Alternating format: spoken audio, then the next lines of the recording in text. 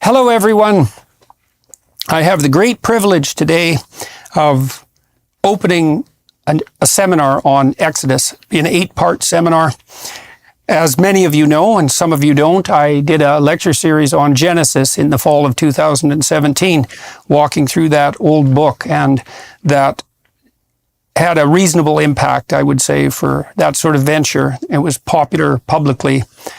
The theater I rented sold out 16 times in a row, and then millions of people have watched it online, and that's really been something. And I'd had a dream after doing that, well, and before as well, that I would be able to walk through the entire corpus of the Bible over the course of my life, and that's a very daunting challenge. But the next step is Exodus, and I've been looking forward to that for a very long time.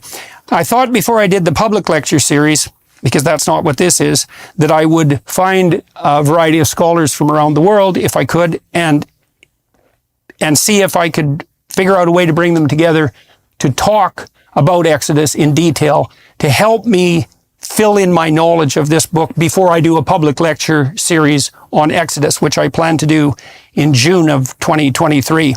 And so I've brought together some of the sharpest and most interesting and deepest people that I've had the good fortune to meet in the last decade or so. And they've all graciously agreed to come here to Miami and to spend 8 days concentrating on this book, and under the auspices of the Daily Wire Plus group, who've flown them in and who are producing this and editing it and have done everything they can to make this possible and beautiful and as available as it might be. So this material, or much of it, will be behind the Daily Wire paywall. We'll have a free-flowing discussion. I'm going to read the text, and I'm going to say what I have to say about it, and hopefully not too much from me, and I'm going to let the gentlemen that are with me have their say, and hopefully we're all going to learn an awful lot about this ancient story and what it means and why it's significant today, and why it's been significant for several thousand years. And so I'll get everybody, first of all, to introduce themselves, and I'm going to start with Dr. Douglas Headley on my left, and we'll go around this way. And Dr. Headley.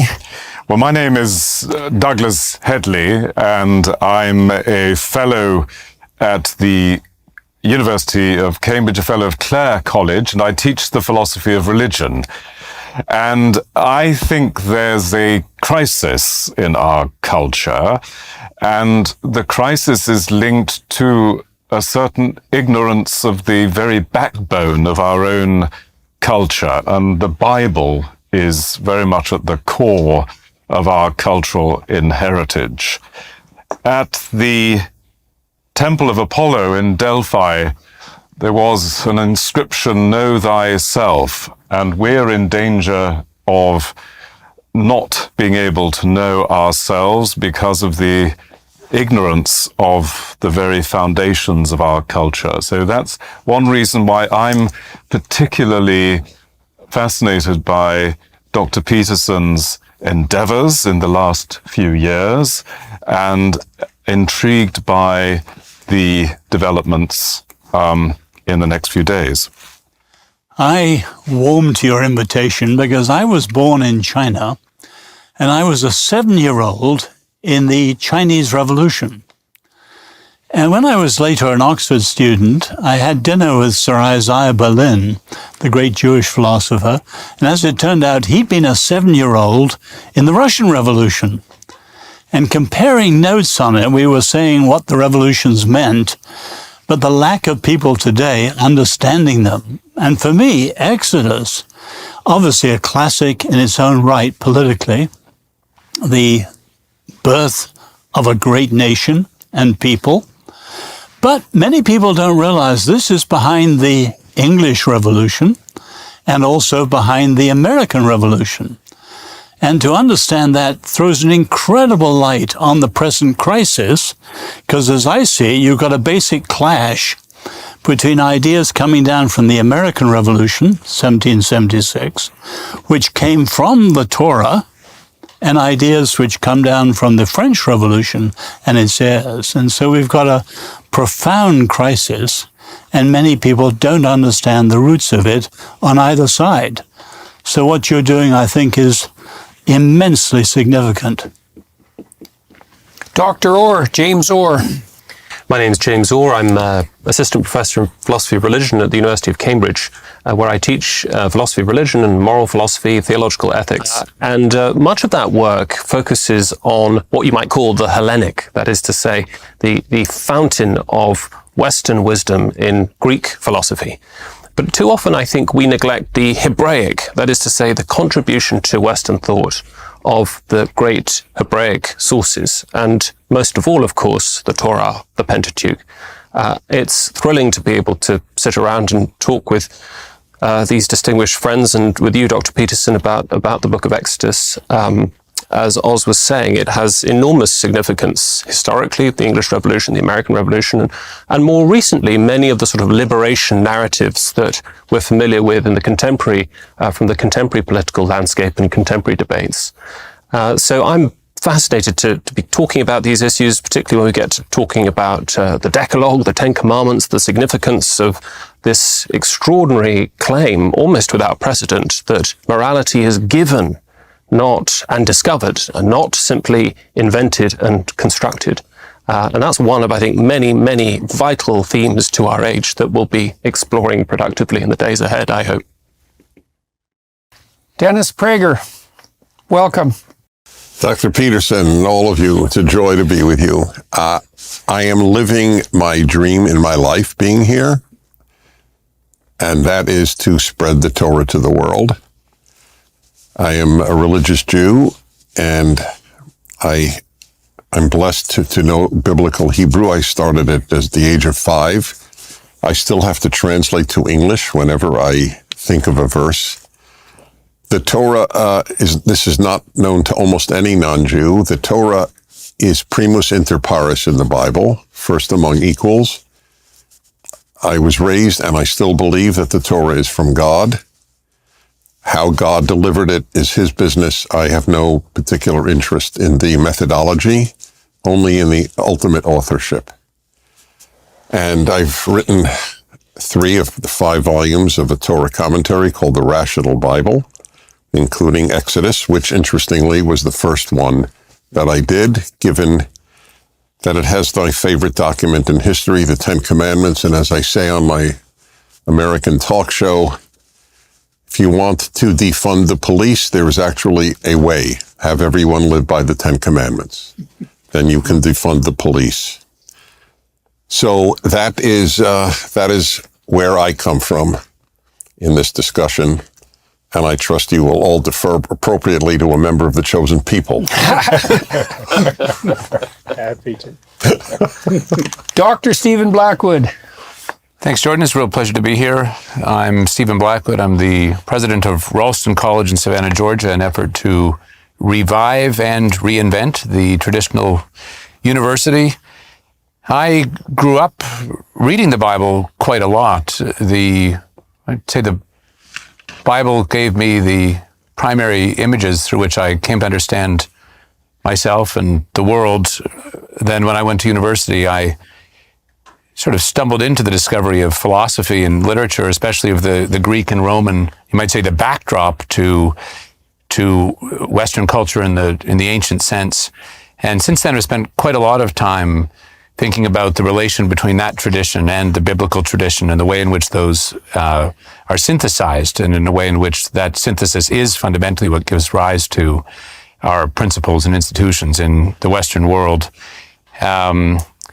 I suppose I'm particularly excited to be here because I, as others have said, do profoundly think that we're living in a time in which we've lost the images through which we can make sense of ourselves and of the world in a way that's adequate to the longings of our own nature. So hopefully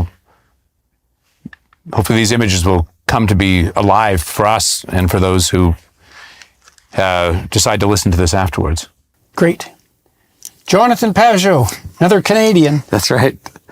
So I'm Jonathan Pajot. I am an artist, and I'm someone who for a very long time has been reading the Bible and have been thinking about it more like an artist, I would say, in terms of structure, in terms of rhyme and rhythm. And so I'm interested in the book of Exodus more as a mystical text. and based in the Christian. It's actually, there's a small little book called The Life of Moses by St. Gregory of Nyssa, which is one of the foundations of Christian mysticism.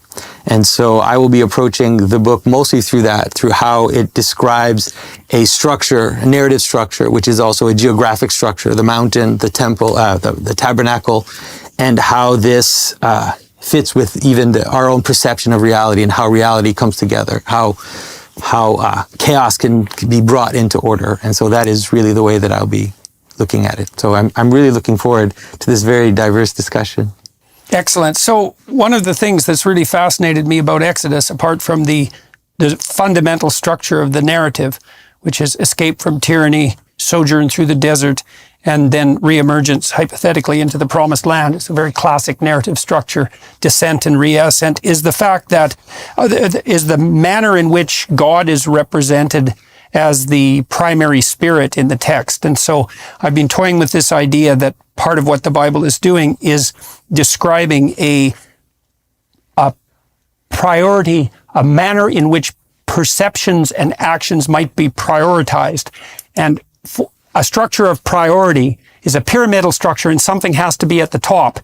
And I learned from Carl Jung that whatever is at the top of your hierarchy of assumptions functions as God for you, whether or not you're religious. And maybe you have multiple things at the top, which just means that you're confused.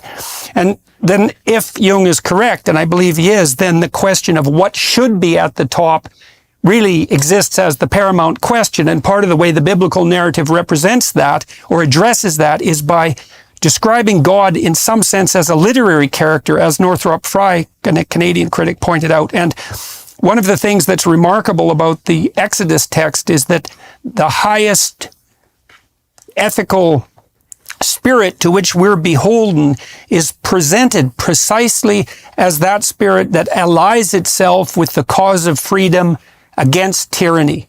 And that's put forward as a prime ethical dictum. So if it's the voice of God speaking to you, so to speak, then it's going to call you out of slavery, maybe the slavery of your own mind, the slavery of external conditions, the slavery of the tyranny. It's going to call you out of that slavery into freedom, even if that pulls you into the desert. And that's really something to know, and I think something that's deeply true. All right, so having said that and introduced everybody, we're going to start with the text, and as I said, I'll read it, and I'll make comments when they strike me, and we'll have everyone jump in, and away we'll go. So, Exodus 1. Now, these are the names of the children of Israel, which came into Egypt. Every man and his household came with Jacob. Reuben, Simeon, Levi, and Judah, Issachar, Zebulun, and Benjamin, Dan and Naphtali, Gad and Asher. And all the souls that came out of the loins of Jacob were 70 souls, for Joseph was in Egypt already. And Joseph died, and all his brethren, and all that generation. And the children of Israel were fruitful and increased abundantly and multiplied and waxed exceeding mighty. And the land was filled with them. So Jacob and the Israelites are presented as sojourners into Egypt. So they're foreigners, they're strangers in a strange land, you might say. And they came in under the guidance and patrimony of Jacob, who had a good relationship with the power structure in Egypt, but he dies and the generation after him dies, and relationships between the Israelites and the Egyptians become strained. Is commenting while you read okay? Comment at any point you want. Okay, Yep. so just for all of your edification, in Jewish life, if there are 10 best-known verses in the entire Torah, a new king arose over Egypt who did not know Joseph, is one of the 10. It summarizes the human condition of ingratitude perfectly. Joseph had saved the Egyptians from starvation, and the next Pharaoh doesn't even know his name. So he's forgotten the debts. He has forgotten the debts he has entirely. But this is, as I say, the human condition. We have forgotten our debts in America to Washington, Madison, Jefferson. and there arose a new generation in America who knew not Madison. That could be a perfect verse. Right. Okay. Now there arose up a new king over Egypt, which knew not Joseph. And he said unto his people, Behold, the people of the children of Israel are more and mightier than we. Come on, let us deal wisely with them, lest they multiply. And it come to pass that when there falleth out any war, they join also unto our enemies and fight against us, and so get them up out of the land. There's an accusation of a crime before it's committed, right? These people are just a threat and a plague, and we can't trust them, and that's part of this ingratitude as well, and a breakdown of trust, and that definitely sets the stage for conflict, a breakdown of trust. Therefore, they did set over them taskmasters to afflict them with their burdens, and they built for Pharaoh treasure cities, Pithom and Ramses. So the response to the hypothetical crimes of the Israelites was to enslave them. And one of the things we should notice very early on in this is that the book of Exodus regards that move of enslavement as fundamentally wrong. It's like an axiomatic precondition of the narrative itself. And modern people, I suppose, don't find that surprising because we all believe that slavery is wrong. But it isn't obvious that most of the countries and nations that in the past practiced slavery regarded it as wrong. And so this invisible ethic that already permeates the narrative has a revolutionary aspect in that sense. But the more they afflicted them, the more they multiplied and grew. And they were grieved because of the children of Israel. And the Egyptians made the children of Israel to serve with rigor. And they made their lives bitter with hard bondage in mortar and in brick and in all manner of service in the field. All their service, wherein they made them serve, was with rigor. That reminds me, that part of what happened under the Nazis with work camps and in the gulags as well, right? This idea that you identify your enemies and then you sentence them to hard labor in your service against their will. And so you see this idea echoed very early in this story and something that's definitely echoed through the 20th century. Yeah. So, but there's really this idea that what the Pharaoh is doing is wants to reduce Israel to potential for Egypt, basically. And you'll see it later when he wants to get rid of the men. He just wants women. And so in this image, and it repeats even the story of Abraham, how the Pharaoh wants to take his wife. It's about taking the potential of another people and try to subjugate it to yourself. So it's a reflection of instrumental usage. That's right. Yeah, and so, you can see that in people's proclivity to use one another interpersonally, because when you're talking to someone, you can decide a priori what you want from them, and then you can bend your words and your interaction so that you exploit what they have to offer for your purposes, or you can engage in honest dialogue where the purpose is mutual enrichment and that what would you call it, instrumental end doesn't dominate. Yeah. So, and you can experience it like at least the mystical fathers, they talk about Egypt also as representing your own passions. That is, you become a slave to something, and then you become an instrument of that thing, right? So it's like anything that you have, like you like to eat, and then you're there. And at first, when eating knows you, like when your passion knows you, then you're fine. It's in the right order. Things are in the right order. But when your passion or desires or whatever behavior you have forgets you, then you become an instrument of it. Right. Like think of a drug addict, where everything they do serves this tyrant, and so all their potential you get reduced to a potential for behavior, and that can be seen politically too. So that's for a subordinate deity in some sense, and that might be your stomach or your lust. And so that's very interesting too, because the word Israel means we who struggle with God. And so what that would mean psychologically is that that which should be at the highest place, which is the part of you that's struggling with the highest, is then subordinated instrumentally to something that should be lower in the ethical hierarchy. And that could be your own inner tyranny, and it could be someone else's instrumental will, or some state's instrumental will. And that's portrayed as fundamentally inappropriate in this text. And you'll see, and it's imaged as this idea of making bricks, and that's a reference to Babel as well. It's like this idea of wanting to be higher than God or wanting to replace God. And so we make civilization. That's what bricks are. We make civilization, and then we think that civilization replaces the highest ideal. I don't know if Dennis would agree with this, but I know some rabbis believe that Israel was judged when they were divided because Solomon was becoming almost a second Pharaoh, with a corvée of the people and forced labor and so on. And he was bringing a kind of slavery in at the end and getting too much. Israel's called to be an anti-Egypt. And he's Constantly becoming too much. For your interest, there are two tyrannies. This is the overriding theme, I believe, of the whole Torah. External tyranny to pharaohs, internal tyranny to your lusts, etc., to yourself. And the Torah actually has a law, which many Jews still observe, where you count every day between Passover and Pentecost, Shavuot. Shavuot is the 7 weeks after. You do this for 7 weeks. Every day you actually count with a blessing using God's name. This is the 7th day of the 49 days and so on. Why?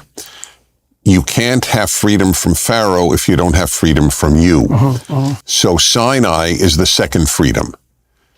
Now you have to be liberated from external tyranny, and now the liberation from internal tyranny is the Ten Commandments.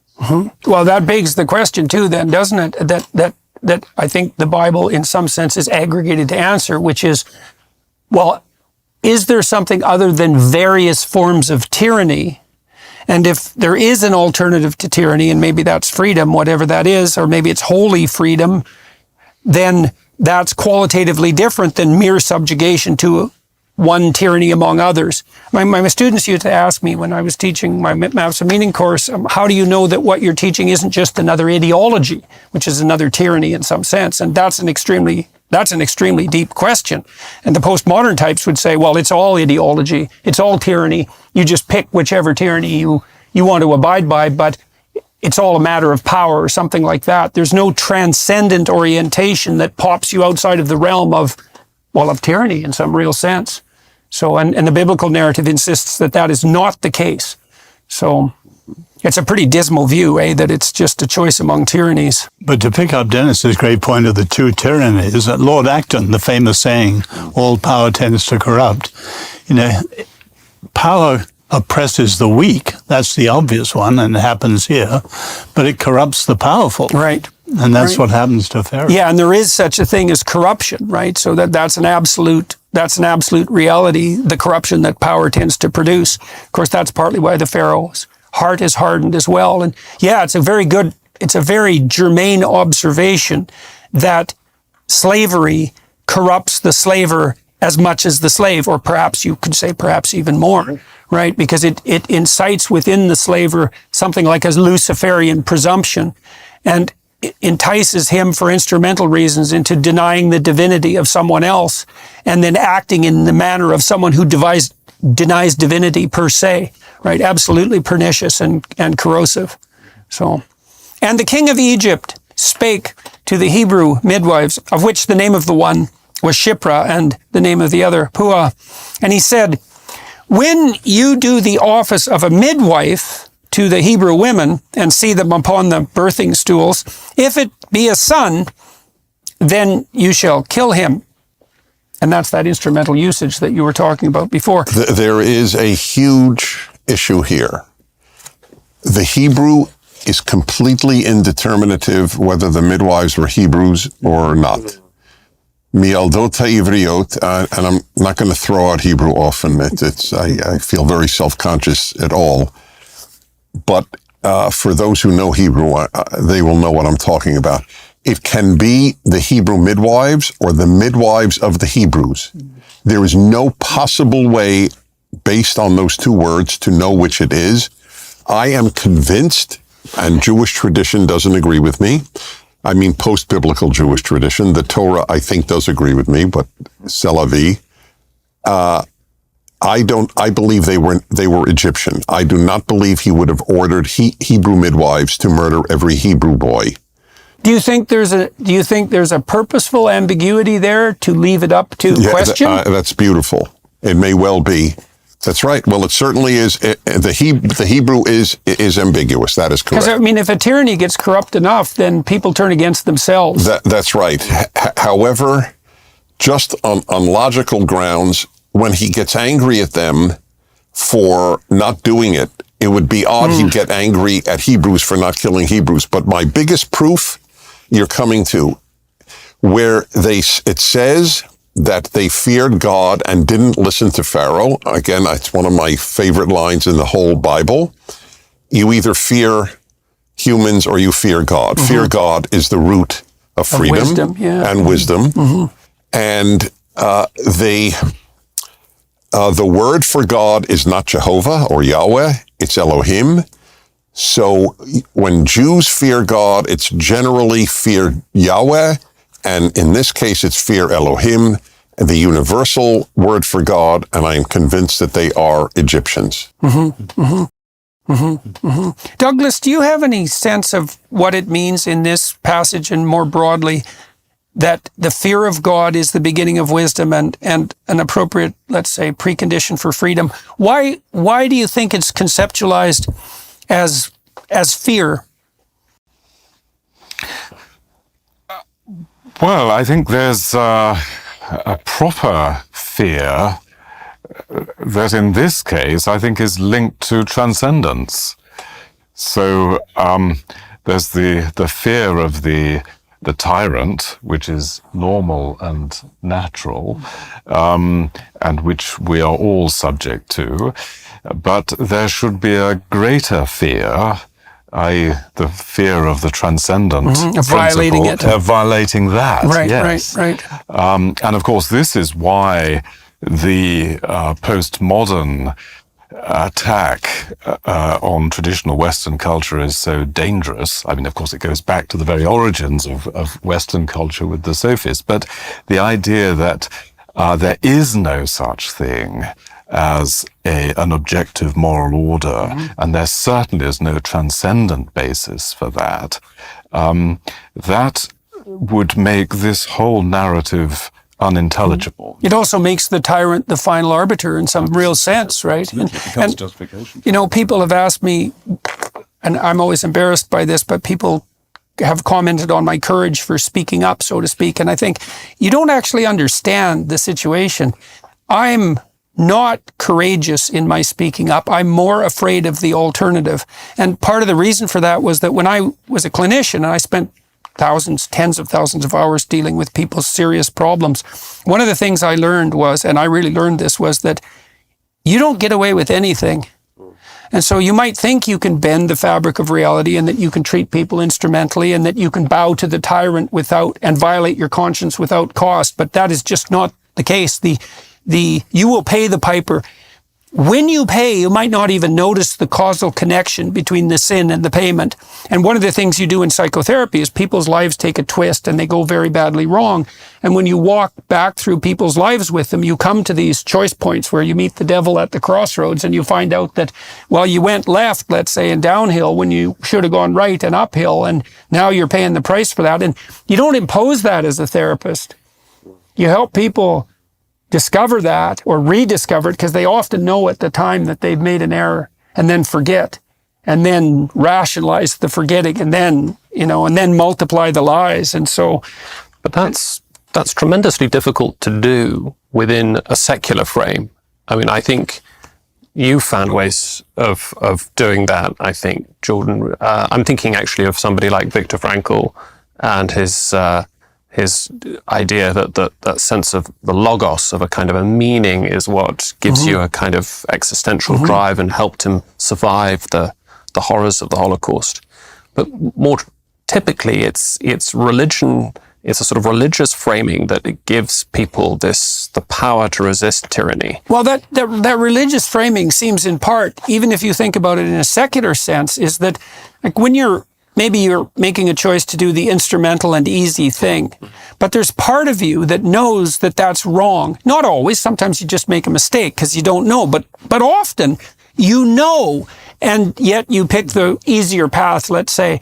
And the part of the manner in which God is portrayed throughout the biblical corpus, but I would say in traditions around the world, as that phenomenon that alerts you to your own misbehavior. And it is really something, again, I really learned from Jung, contra Freud in some real sense, is that, and contra Nietzsche, who believed that maybe we could create our own values, is that there's something within that is transcendent, because it isn't only in you, it's in everyone in some fundamental and real sense, plus it's eternal in some fundamental and real sense, and it calls you on your misbehavior.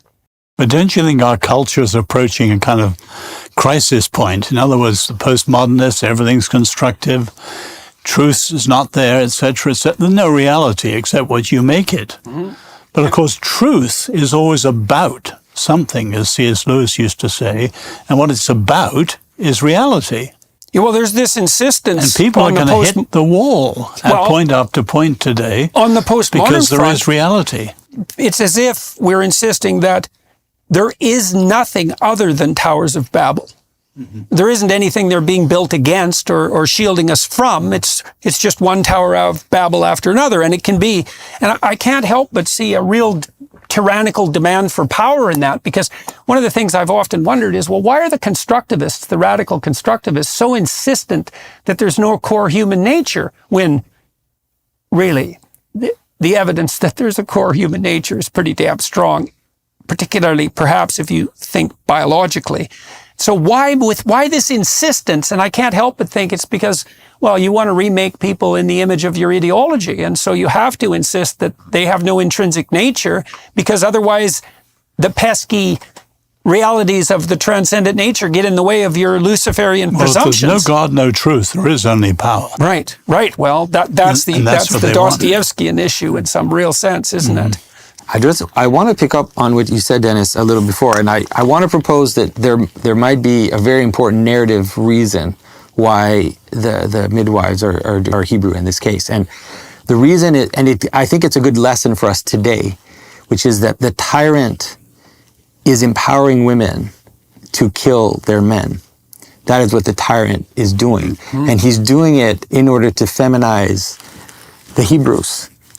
And I think that no wonder you get in trouble all the time. But I think that it's important, and the reason why they won't do it is because they fear God, is because they're able to see beyond the power that the Pharaoh is handing them at this moment. And I think that when we think that couldn't happen, like in a people, it's like, look around you, we're seeing it happen before our very eyes. It's so interesting, because it also implies that, well, it's in the best interest of the tyrant to dispense with those figures who might pose a threat to the tyranny. That's right. And those would be tough men. That would be the men. Right, because they're the ones who keep the real tyrants at bay. That's such an intelligent point that it reinforces your reaction to what I said. Maybe the text is purposefully ambiguous about whether or not they were Hebrews or Egyptians. Yeah. And you've swayed me. Well, I've seen that purposeful ambiguity in other texts. So let me just say, I know I identify a bias in me, and I will reveal it.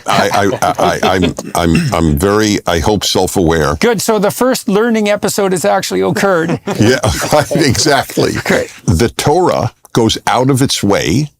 This is one of the fundamental beliefs of my life, to portray non-Jews positively and Jews negatively. It's one of the reasons I believe it's a divine author. If Jews had made up the Torah, they would have come across much more positively. They come across as awful, as a general rule. And non-Jews from... So it's anti-propaganda. Anti-propaganda, certainly. Noah is a non-Jew. Of course, there were no Jews at that time. But Moses' father-in-law, who is the great advisor to Moses, is a Midianite priest. The daughter of Pharaoh is a non-Jew. She saves Moses. And it is just a consistent pattern. And I thought that the midwives was part of that pattern. As I say, that God is ethic-centered, not ethnic-centered. Mm-hmm. Mm-hmm. Okay. And this is taken as the first civil disobedience, isn't it?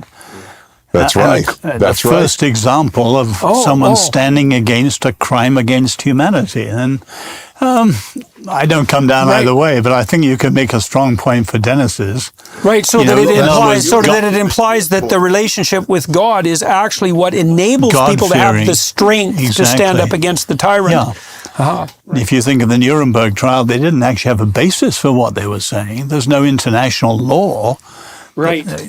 They were reaching, and maybe the same thing is intuitively they know. Well, that's certainly what Solzhenitsyn thought about the Nuremberg trials, is he believed that the fact that the Nazi atrocities were regarded as wrong, independent of cultural context. He thought that was a signal achievement of the 20th century because it reestablished not so much the existence of good, but definitely the existence of evil. And that was something I found unbelievably convincing, because I thought, well, you've got a real conundrum here. It's like, was what the Nazis did evil or not? Because those are the alternatives.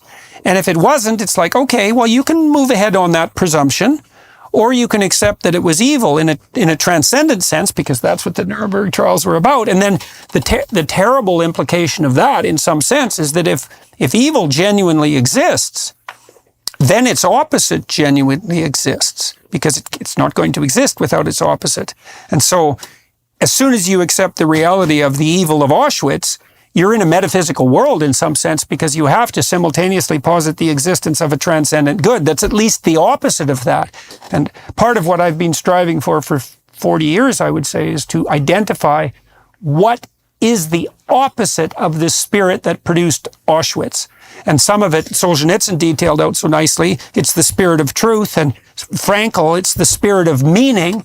And I think you can make a strong case that it's the spirit of love, and it's some amalgam of those three things, and that doesn't exhaust it. And it's the spirit of play and voluntary association and freedom, all things that are stressed in the biblical narrative.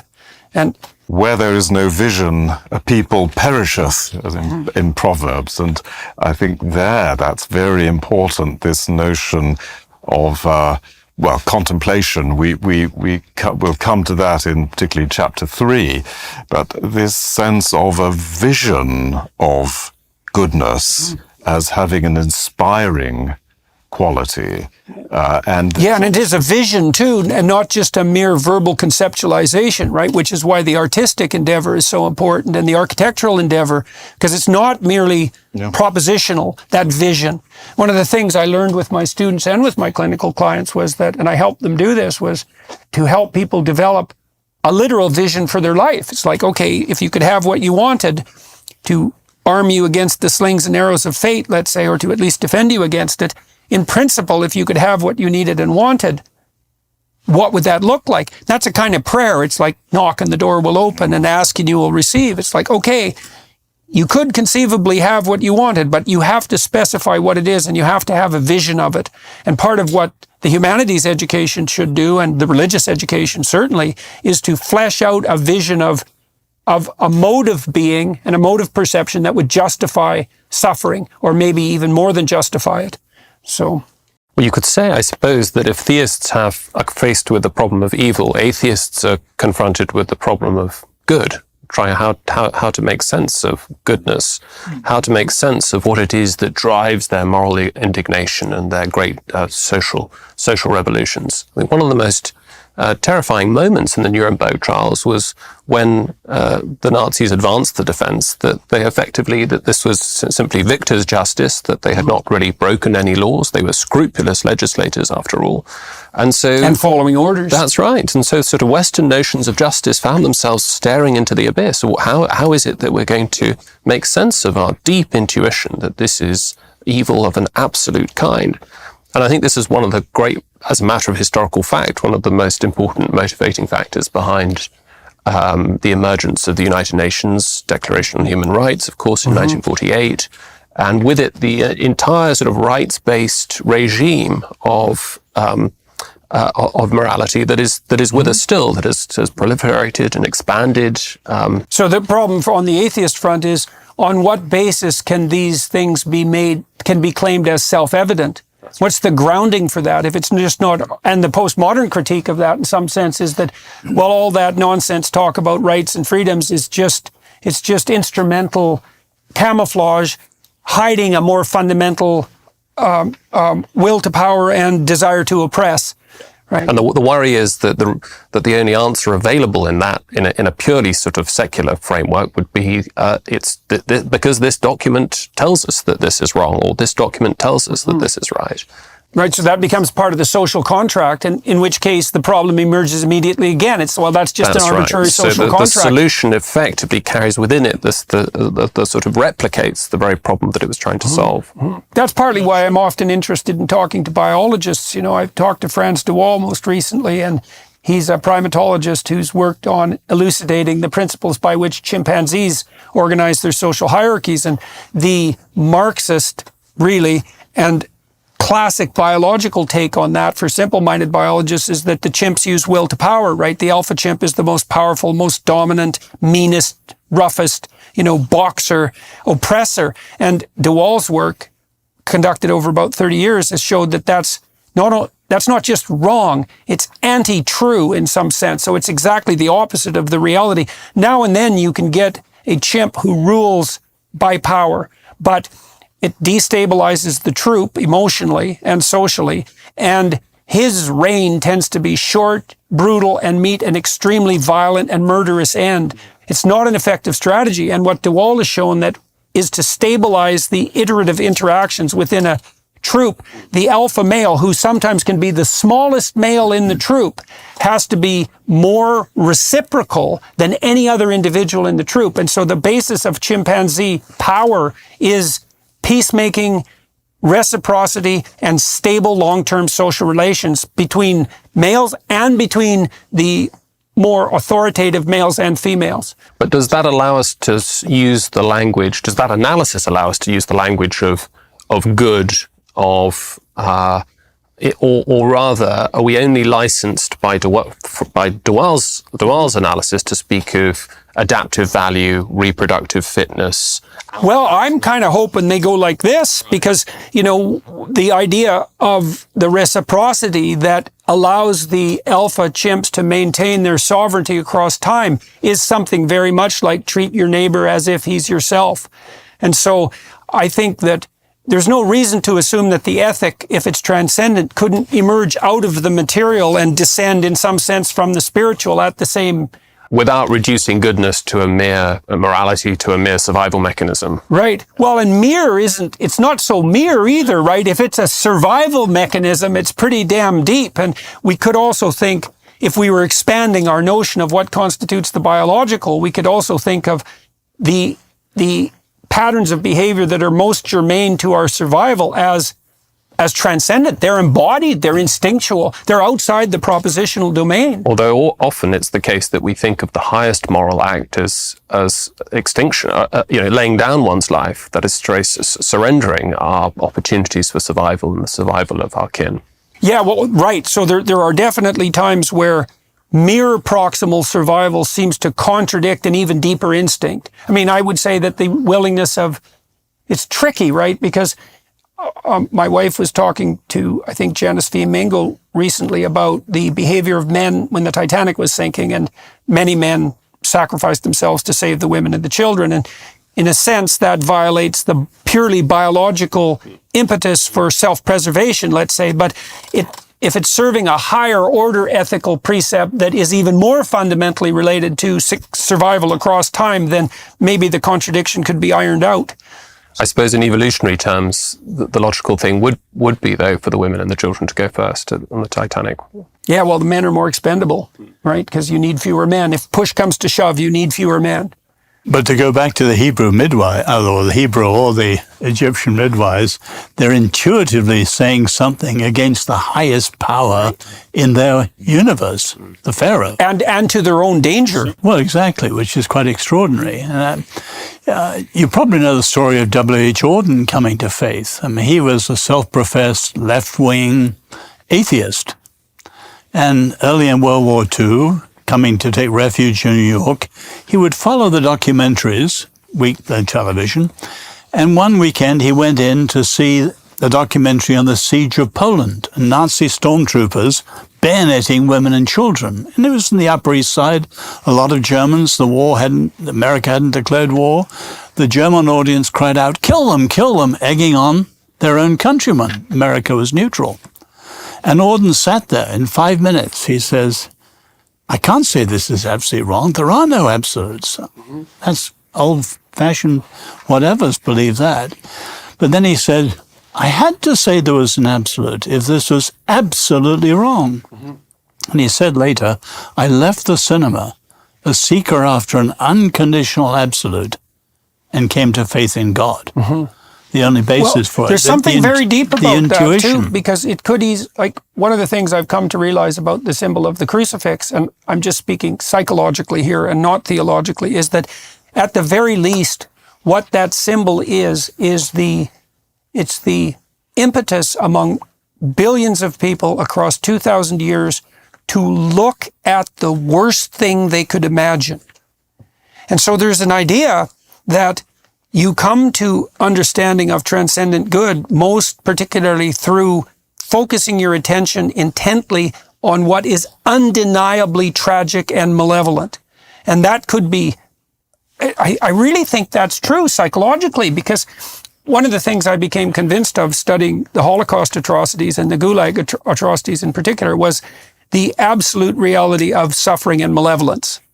And then you think, well, because it's pain, suffering, and cruelty, those are undeniable realities. That's the Auden experience. And they say, well, is there anything more real than pain, suffering, and cruelty? And the answer would be yes.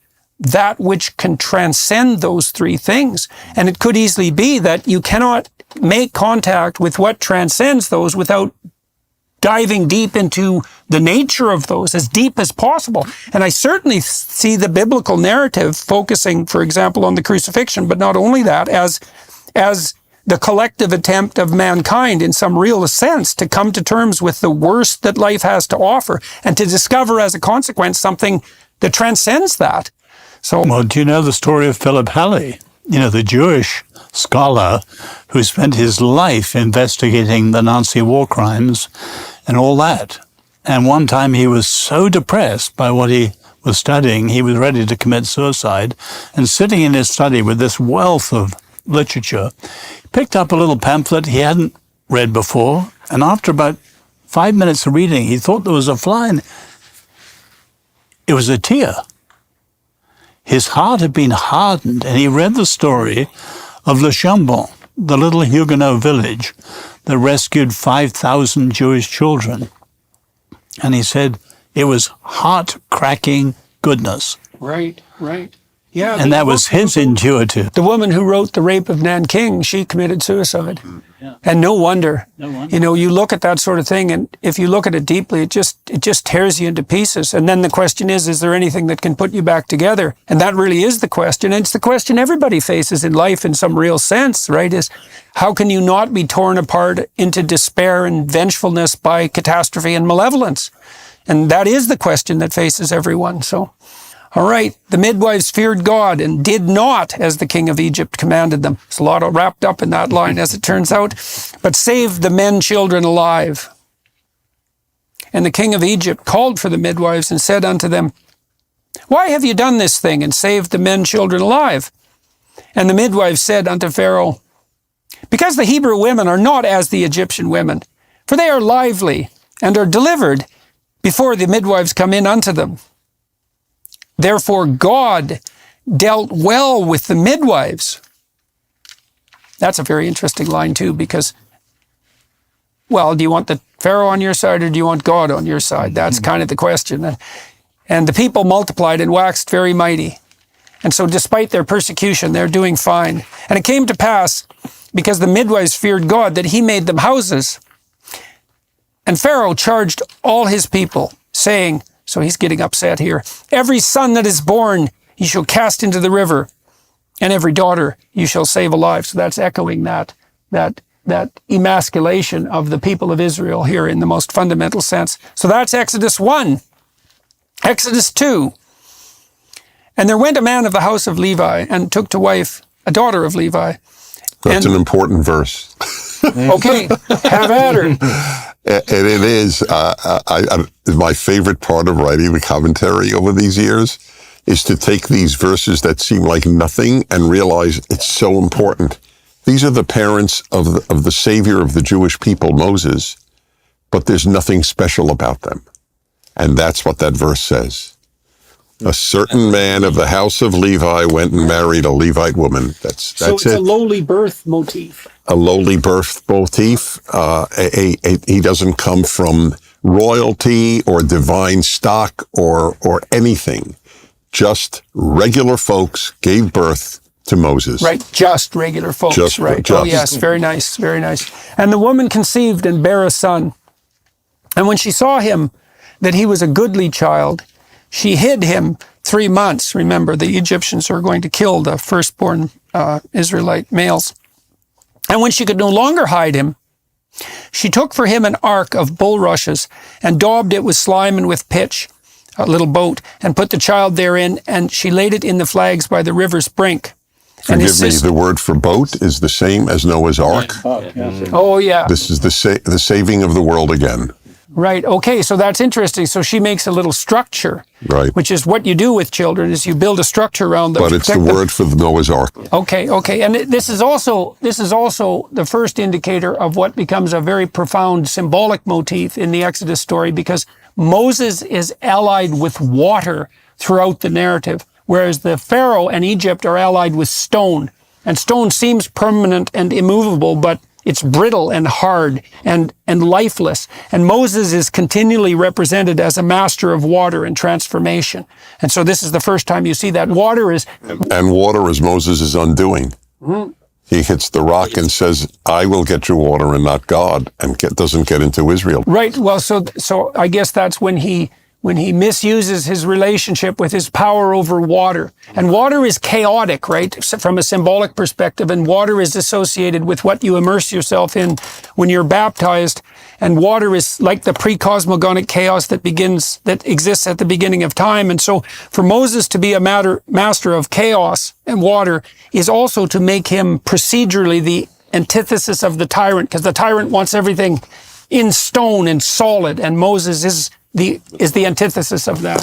And I think there's also one thing that happens is you have an extreme. You have, let's say, the Pharaoh, and then you have water. And what happens is, what Moses is going to be doing through the entire story is making that mediation between what is above and what is below.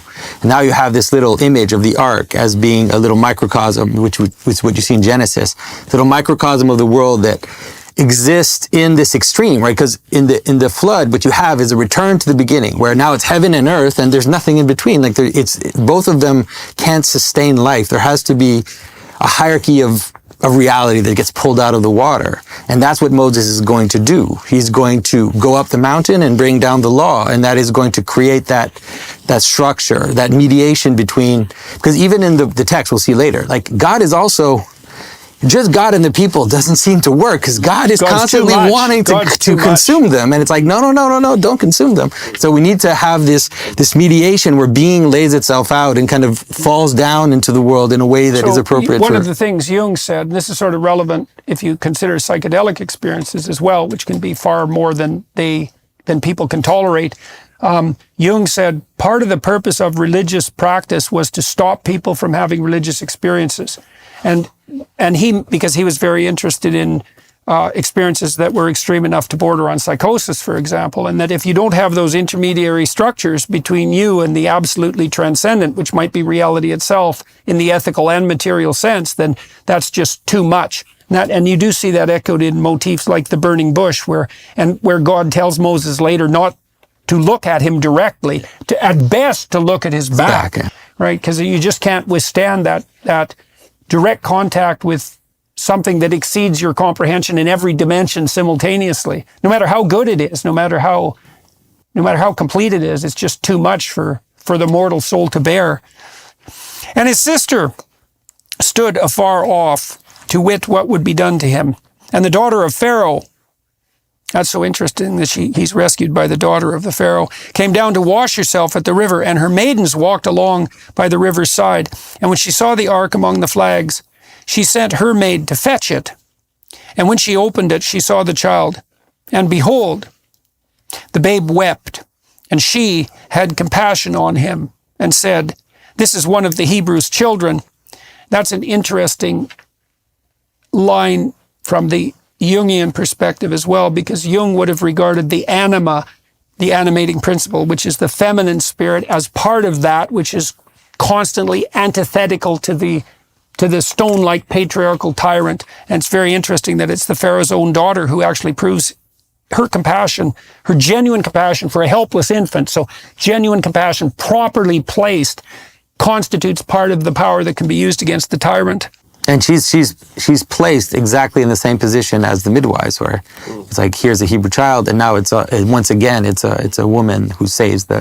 So it's like, this is you could say that that's the role of the feminine, is to nurture, is to give potential, is to hold, is to do all these things in order for the person to find their independence. Right. Yeah. And is there not something of a paradox here of, you say, the man from nowhere, the Parsifal figure in a way, and yet he's discovered by the Pharaoh's daughter. So he has so you see this motif is replicated unbelievably commonly as, say, the motif of the orphan. You see this with the comic book character Superman, most particularly, because Superman has ordinary parents. I think he lands in Kansas, if I remember correctly. And so they're just ordinary farmers, but really his parents are divine, right? They're heavenly. And the Superman brings both of those together. And there is this motif that each of us are the sons or daughters of our fathers and mothers, our proximal fathers and mothers, but simultaneously we are the true sons and daughters of the divine, culture, let's say, and the spirit of culture, and nature and the spirit of nature. And so each of us, that's why when you're born lowly, let's say, you're actually not, because regardless of where you're born, you're also the child of everything, of nature and culture and of the transcendent simultaneously. And indeed Christ, I mean, born in the stable, carpenter, but the Davidic lineage. So again, you've got that That's why the descent into Egypt is so important, isn't it? Yes. It's clearly sort of recapitulating that motif. Yeah. But here, a very obvious point, all the heroes are women. Yeah, well, it's so interesting that the proper heroic target of the women's heroic action is, in fact, the helpless infant, right? The compassion isn't being misplaced, because compassion, as far as I can tell, that overarching compassion is particularly appropriate when it's directed towards that which is truly helpless. But if it starts to be directed as if towards infants, to those who could be competent, then it starts to become destructive. So it's feminine compassion in the right place here. And so even if it's the Pharaoh's daughter. The maternal virtues. Yes, true maternal virtues, right? Which is the care of the truly helpless and well, perhaps the truly oppressed. Then said his sister to Pharaoh's daughter, "Shall I go and call to thee a nurse of the Hebrew women, that she may nurse the child for thee?" And the Pharaoh's daughter said to her, "Go." And the maid went and called the child's mother. It's very sneaky of the Hebrews. And Pharaoh's daughter said unto her, "Take this child away," so she adopts him, "and nurse it for me, and I will give thee thy wages." And the woman took the child and nursed it. And the child grew, and she brought him unto Pharaoh's daughter, and he became her son. So now he's the son of the king, the grandson of the Pharaoh. So interesting that it's also a very powerful. As an adoptive father, I have two sons, one biological, one adoptive.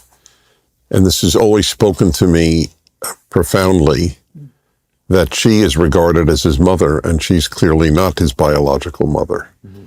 In Jewish tradition, she is which is remarkable to me, because you would think blood would be dominant. But in later Jewish tradition, she is called Batya, the daughter of God, and she is regarded as Moses' mother. Really interesting. Very interesting. Mm-hmm. Mm-hmm. For those who are interested in the Greek and have a more kind of, have taken on the Greek philosophy and everything, St. Gregory of Nyssa sees the relationship between the two mothers and the relationship between his allegiance to Egypt and his allegiance to his mother as the relationship that we have with the pagan past. That is, that we are to learn and to be nurtured by our pagan ancestors and the pagan stories and the pagan philosophers, but to a degree, to a limit. And that ultimately, when you'll see later, Moses discovers or chooses his true allegiance by ultimately killing the Egyptian, but that he won't completely discount it, and it's Well, it's also the problem we all have when we're being socialized, because to some degree, to be socialized in a time and place is to fall prey to the prevailing tyranny, right? To become an avatar of that culture and the tyrannical aspects of that as well. But hopefully to simultaneously unite that with, you could say, the spirit of Israel, which is the striving towards the wrestling with God, and then to make that paramount. And so Moses' lineage is representative of the lineage of all of us. And we struggle with that, right? Because now people are ashamed of their pharaonic identity, which is the patriarchal tyranny and the capacity that has to produce the atrocities of the past. But we have to come to terms with it. And the notion that Moses kills the Pharaoh is something like the notion that, well, he overthrows or he kills the Egyptian, is that you overthrow that tyrant within, even though you necessarily owe allegiance, and then you follow something higher, something like that. It's important to, this is quite an obvious point, but I think it's just important dwelling on the point that it's Pharaoh's daughter. This is a non-Jewish moral agent who acts in a saintly way. And I think this gives us a first taste of a theme that's going to come to dominate. Right, that morality isn't bound by ethnicity. That's right. This is the great gift of the Jewish people. This insight that morality is universal, is a gift to the world, is something that all human beings, as it were, are bound to. Paul later in the New Testament makes this point again in Romans 1 and chapter 1 and chapter 2 of Romans, that the Gentiles, as it were, have the law written upon their hearts.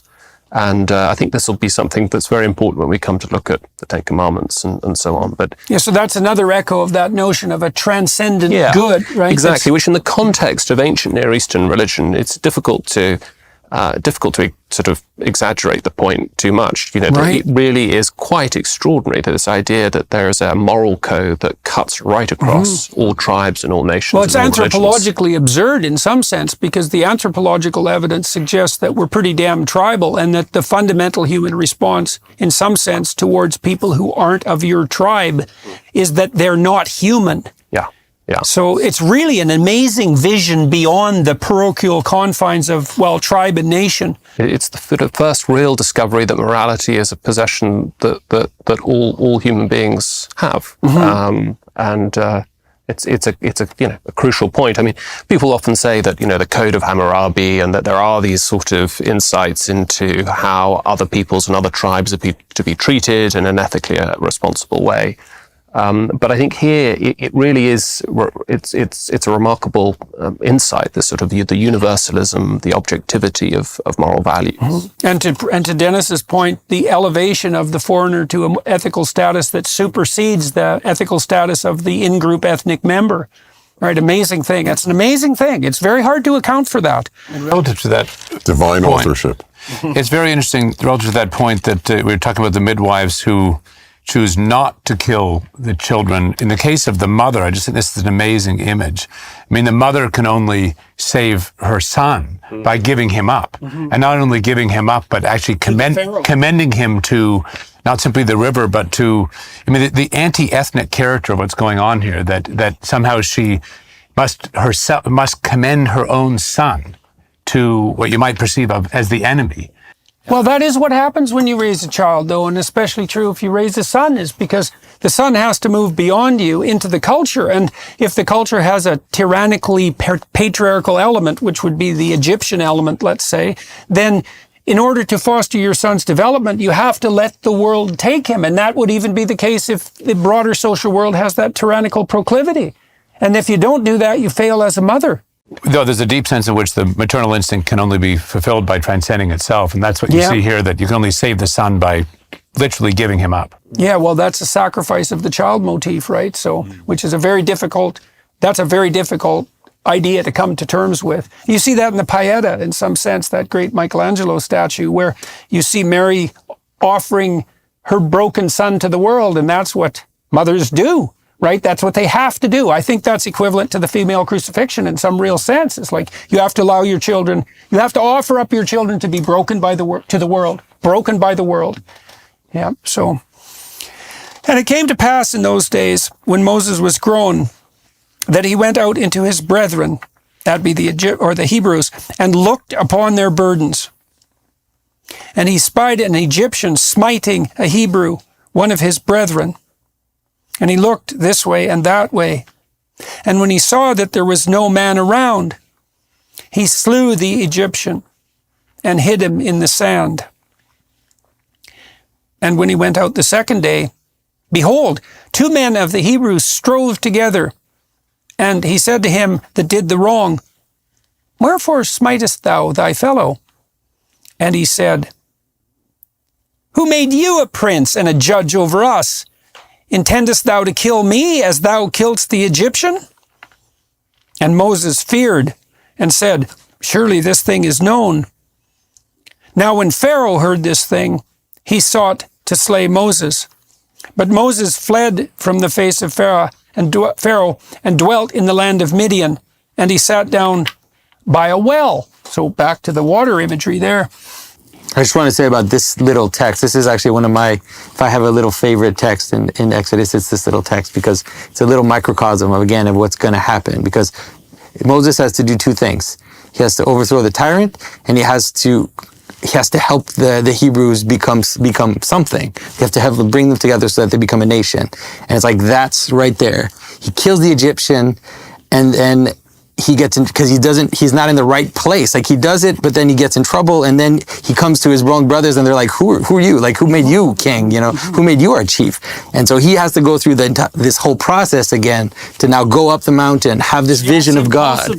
Even though he's fighting the tyrant, he does it incautiously. And he wants to do the right thing. And then ultimately it's all going to happen, because when he sees God, then he receives from God that authority, receives from God that capacity to then bring the law and then join and but like consolidate, let's say, the Hebrew people into it. Right. So the murderous impulse, which is generated by the moral revulsion against the slavery of his people, is manifest in that careless homicide, and that just about dooms Moses, and that would have doomed the entire enterprise. Why do you feel Why is he careless? Yeah. Well, it's careless in that. Okay, well, that's a fine question. It's careless in that he presumes it's only going to be successful if it's done in secret, and it turns out not to be secret. It turns out to be revealed, and I think that's part of your point, isn't it? Unless I misunderstood it. Well, I mostly see it that it's like it's a messy version of what he's actually going to do with the proper authority from God. He doesn't yet have the authority from God, so he does this thing. He kills the Egyptian, and it's messy, and then he tries to reconcile his brothers, and it's messy, and he has to flee. He doesn't have what it takes to do it, and so he has to. So you can think about it like in terms of your own bad habits or whatever. You can try to take them on, right? You can try to change your habits. You can try to consolidate your attention. Yeah, good luck with that. You have to go through the desert. Like there's a whole process of prayer and purification that you have to go through before you can attend to those things. If you try to take on your own like tyrants, just like that, good luck. Like they're going to come back and smack you you're down. Not the man for the job That's yet. right. Not yet. That's right. But Dennis, you said earlier there were a couple of Levites, but don't your traditions say that Levi was the one who, went out and slew the people who raped his sister, and he took things into his own hand? And The Messiah will come from Judah, and he went and got a prostitute to his own daughter-in-law. The origins of our heroes are look at what David did. Again, the father of the Messiah. The man not only commits adultery, that's pretty common, unfortunately, because he has the man killed to sleep with his wife. That's, by the way, I have zero interest in bringing any politics into this. So my point is not political at all. But that was my argument with regard to Donald Trump. The idea that because he is a man who has committed many sins, he is not an appropriate leader has no biblical basis. Well, we'd all be in trouble if the precondition for action was sinlessness. That's clear. Yeah. And wasn't what was William Blake's dictum? Wisdom through excess. And there's also ideas that are reflected in the Gospels too, that there's more treasure in some spiritual sense heaped up by those who dare to sin and then repent and are reclaimed than those who are too terrified to take any action whatsoever on the off chance that they might make a mistake. Christ says the same thing in Revelation when he comes back as a judge. He says that his harshest judgment isn't reserved for those who are hot or those who are cold, so the good or the evil for that matter, but for those who play both ends against the middle and sit and never commit. And that's really an interesting idea, right? Is that in some real sense, God, at least how God's represented in the Old Testament, is definitely the spirit on the side of the adventurous, for better or for worse. And that's quite something, right? Because it also, I think, bears some sheds some light on this notion of the terrifying element of the transcendent. It's not, whatever God's goodness is, it's not some simple, harmless, like all-encompassing, weak compassion. It's something terrifying in its moral breadth, because it would really be something if the Spirit of God is on the side of the rampantly adventurous. And I think you can make a strong case for that, at least from within the confines of the biblical corpus. I mean, Abraham's an adventurer, Moses is an adventurer, Noah's an adventurer. These are people David's an adventurer. They aren't people who stayed home and tried to never cause any trouble, right? Which is a kind of emasculation in and of itself. Well, faith is a venture. It's entrepreneurial. I think people of faith, I call it the entrepreneurs of life. And so why make the entrepreneurial connection? Well, there's a vision, there's a venture, there's a risk, there's a cost. Mm-hmm. You know, the whole thing is wrapped up with that. Well, I think that's lovely to tie that in with faith, too, because in our culture, people often denigrate faith as belief in the unbelievable, as if it's first of all purely propositional, and second of all it's just a denial of evidence. You see that in the atheist crowds constantly. But to me, faith is something like the willingness to take a risk based on a presumption. And maybe the presumption is, well, truth will set you free. It's like, well, tell the truth and see what happens. It's going to get you in a lot of trouble. The evidence that aggregates around you if you tell the truth to the degree that you can isn't that this is going to be the easy path forward. You have to decide. This is something Kierkegaard stressed, right? Is that you have to decide certain things as preconditions for action, independent in some real sense of the evidence. And that's the faith. And this is when Abraham, for example, in his great adventure, he follows God's call out of the safety of the tent. The faith is to heed the call of adventure, even though he's got everything in some sense that you'd need if you're only interested in hedonistic gratification. But there's something beyond that, and it's faith that allows you to make those decisions to step into the unknown future. And that's coming from Moses, as John was hinting. I mean, here he does it himself. Who set you up? He did. And to take on Pharaoh by himself. Right. There's also, though, I think, as I'm going to argue, I think there's a profound sense in which Moses is a very weak figure. And in many respects, if the text is, as it were, about the revelation of a kind of transcendent order in history and about ourselves as readers coming to understand ourselves in that, I mean, I don't think we should presume that somehow Moses himself is not a figure who needs that very revelation and to come into it himself. Mm-hmm, right, and I think that, the persistent imagery we're going to see of Moses here is actually very weak and doubtless and failing and so on. So he is himself unable to speak. Yes, he is himself in need of that discovery of himself and that transcendent revelation as anyone else is. You see the transformation of Moses, although he does make that mistake. You see him move from a character who stands before God. What mistake? Of hitting the rock. Like that's the one mistake.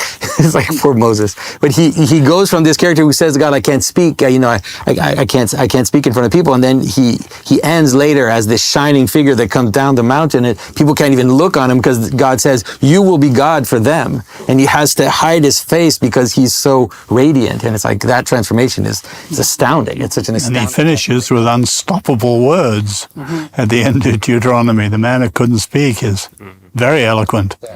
Right. Well, and it tells you something about what constitutes the power of true speech. And the notion there is something like, if the words are from God, let's say, it doesn't matter how impaired you are in your utterance of them.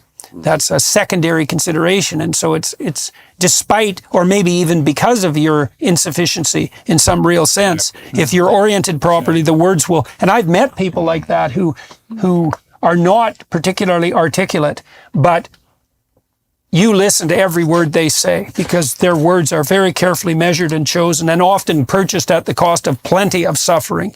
And they just have that depth that's uncanny in some real sense. And you call those people of genuine character, and you can certainly, when those people speak, everyone is still. And that's really something. It's really something to see. By the way, there's a very interesting parallel since Abraham was raised. We know nothing, absolutely nothing about Abraham before God speaks to him. But we know a lot about Moses before God chooses him. And there were 3 stories. We've just done 2. Killing the Egyptian who was beating a Hebrew, interfering in the fight of the 2 Hebrews. And now he will defend these women who are not Hebrews against non-Hebrew male bullies. That's a remarkable man. And in one case he killed, in one case he spoke, and in another case he just stood up. He is a very impressive man at this point, Moses. And we know no one is going to ask, gee, why did God choose him? These are 3 impressive stories. Right. So that they're all elucidating different aspects of his willingness to stand up against tyranny. That's right. And irrespective of sex and irrespective of nationality. Right. Okay. Well, and we come to that now. Now, the priest of Midian had 7 daughters, and they came and drew water and filled the troughs to water their father's flock. And the shepherds, these bullies that you talked about, Dennis, came and drove them away. And that's pretty low way. I mean, you come across a bunch of women trying to get some water, and your manifestation of your power is to chase them away. How pathetic. But Moses stood up and helped them. And it does say shepherds, not shepherds. So that means he's outnumbered. And watered their flock. And when they came to rule their father, he said, how is it that you are come so soon today? And they said, an Egyptian delivered us out of the hand of the shepherds. And that's an echoing phrase, right? Because that's another one of these fractal prodroma. Because the shepherds are bullying tyrants, and Moses is the delivering force there. And he also drew water enough for us. So that's a reference to the pre-cosmogonic chaos again that revivifies in the face of tyranny, and watered the flock. Amazing imagery in that line. And he said unto his daughters, and where is he? Why is it that you have left the man? Call him, that he may eat bread. Seems like the right response. And Moses was content to dwell with the man, and he gave Moses Zipporah, his daughter. And she bare him a son, and he called his name Gershom, for he said, I have been a stranger in a strange land. So that means Moses is obviously a compelling enough character so that a father is willing to marry his daughter to him despite the fact that he's a stranger and a foreigner. So yeah, and there's also in this text, like this whole meeting of the women at the well is super important in terms of understanding this relationship between the woman also and the well itself as this water, this potential which is the positive aspect of the lower waters, you could say. And so that's why you see the patriarchs, they always meet their wives at wells, and ultimately, in terms of Christianity, that leads all the way to the story of the Samaritan woman at the well, which is like the final version of that, where he meets this strange woman, and then, she offers him water, he offers her like a fountain that will go into eternity, and it's like this relationship between the masculine and the feminine.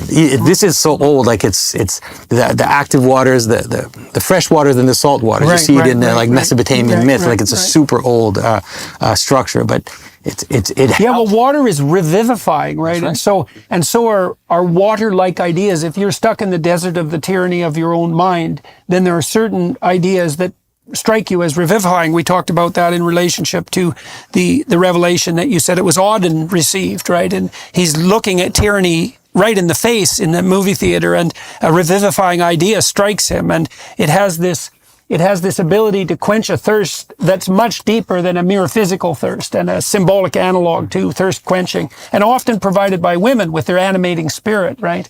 So, and it came to pass in process of time that the king of Egypt died, and the children of Israel sighed by reason of the bondage. That's a very useful line too, because we see here too that not only is it wrong for the Egyptians to enslave the Israelites, but it's correct for the Israelites to grieve because they're not free. And so what we see implicit in the narrative here is this constant insistence that those who wrestle with God, that's Israel, should be free, that that's a higher moral good. And you might say, well, that's self-evident, as we discussed earlier, but it's not. Even the Israelites themselves, when they end up in the desert and in the other terrible places their wandering takes them to, a lot of them pine for the days of their subjugation to tyranny. And if you know anything about nostalgia for Stalin in the former Soviet Union, for example, or the continual current extant worship of Mao, you can understand this. I read a book at one point that was written by concentration camp guards who were nostalgic for the work that they did in the concentration camps in Germany. And so don't be thinking that people believe without constraint that freedom and absence of slavery is a positive good. They can be afraid of that necessity for faith that entrepreneurial spirit demands. They'd rather take the brick walls and the certainty. So, and it came to pass in the process of time that the king of Egypt died, and the children of Israel sighed by reason of the bondage, and they cried, and their cry came up unto God by reason of the bondage. So God is represented here as the superordinate spirit who responds to the cries of the unjustly enslaved. And whatever else he might be, that's what he is. And God heard their groaning. And God remembered his covenant with Abraham, with Isaac, and with Jacob. And God looked upon the children of Israel, and God had respect unto them. Oz, covenant is an idea that you're very interested in. And so, what do you think it means here that it's such a strange line, that God remembered his covenant? Well, why would God have to? He's God. Why does he have to remember? Did he forget? No, but this is the first time God enters the story as an agent. He knows, he hears, he remembers, he cares. And I love Rabbi Heschel's thing here. He compares Yahweh with, the Greek understanding. And in the Greek understanding, say Aristotle, God is an unmoved mover. No, Heschel said, he's the most moved mover. He hears and remembers, and here he's keeping his promise. That's the significance. He's made the promise to Abraham. You can see that this is something that we commune with if people are grieving their enslavement even to themselves. If there is the possibility that they can be freed from that, there has to be the possibility that there's something that they can call on outside the tyranny of their own imagination to free them. So, because otherwise, it's like in the scientific realm, if you have your epistemological ideas, your theory about the world, but you presume that there's a corrective object outside of that can tell you when you've made an error. There's something outside your theory. And if you're ensconced in your own tyranny, there is no redemption from that unless there's something that transcends even your own tyranny within you that you can in some real sense call on. And I do think people call on that all the time.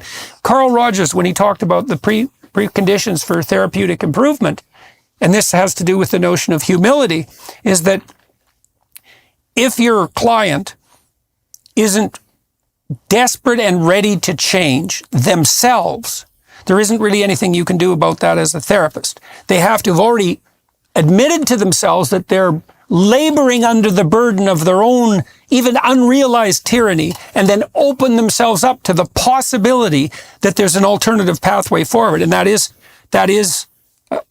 an action of faith, and it is an opening up to revelation. And I think you can think that as a secular person. It's like, well, if you're troubled, but you can improve, part of the way you improve is like the scientist who's open to new revelations by the object, is to open yourself up to the idea that there's something beyond your current solipsistic misery. And I cannot see how that's not both prayer and a statement of faith. No, absolutely. Dennis, isn't there an understanding, though, that the Jews at this time had lost much of their touch with the Lord altogether? Or is that? We don't know it from the text, so I agree with you. That would, I mean, what would they remember for 400 years, or whatever the time span? It's not completely precise of the time in Egypt.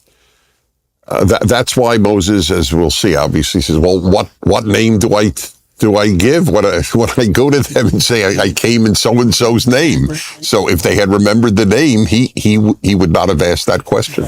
Yeah. Right. So they're so divorced from their tradition that he can't even speak in the name of the tradition. Right. Right. Which is definitely a problem that. But faith has to begin when we get to the end of ourselves and reach out.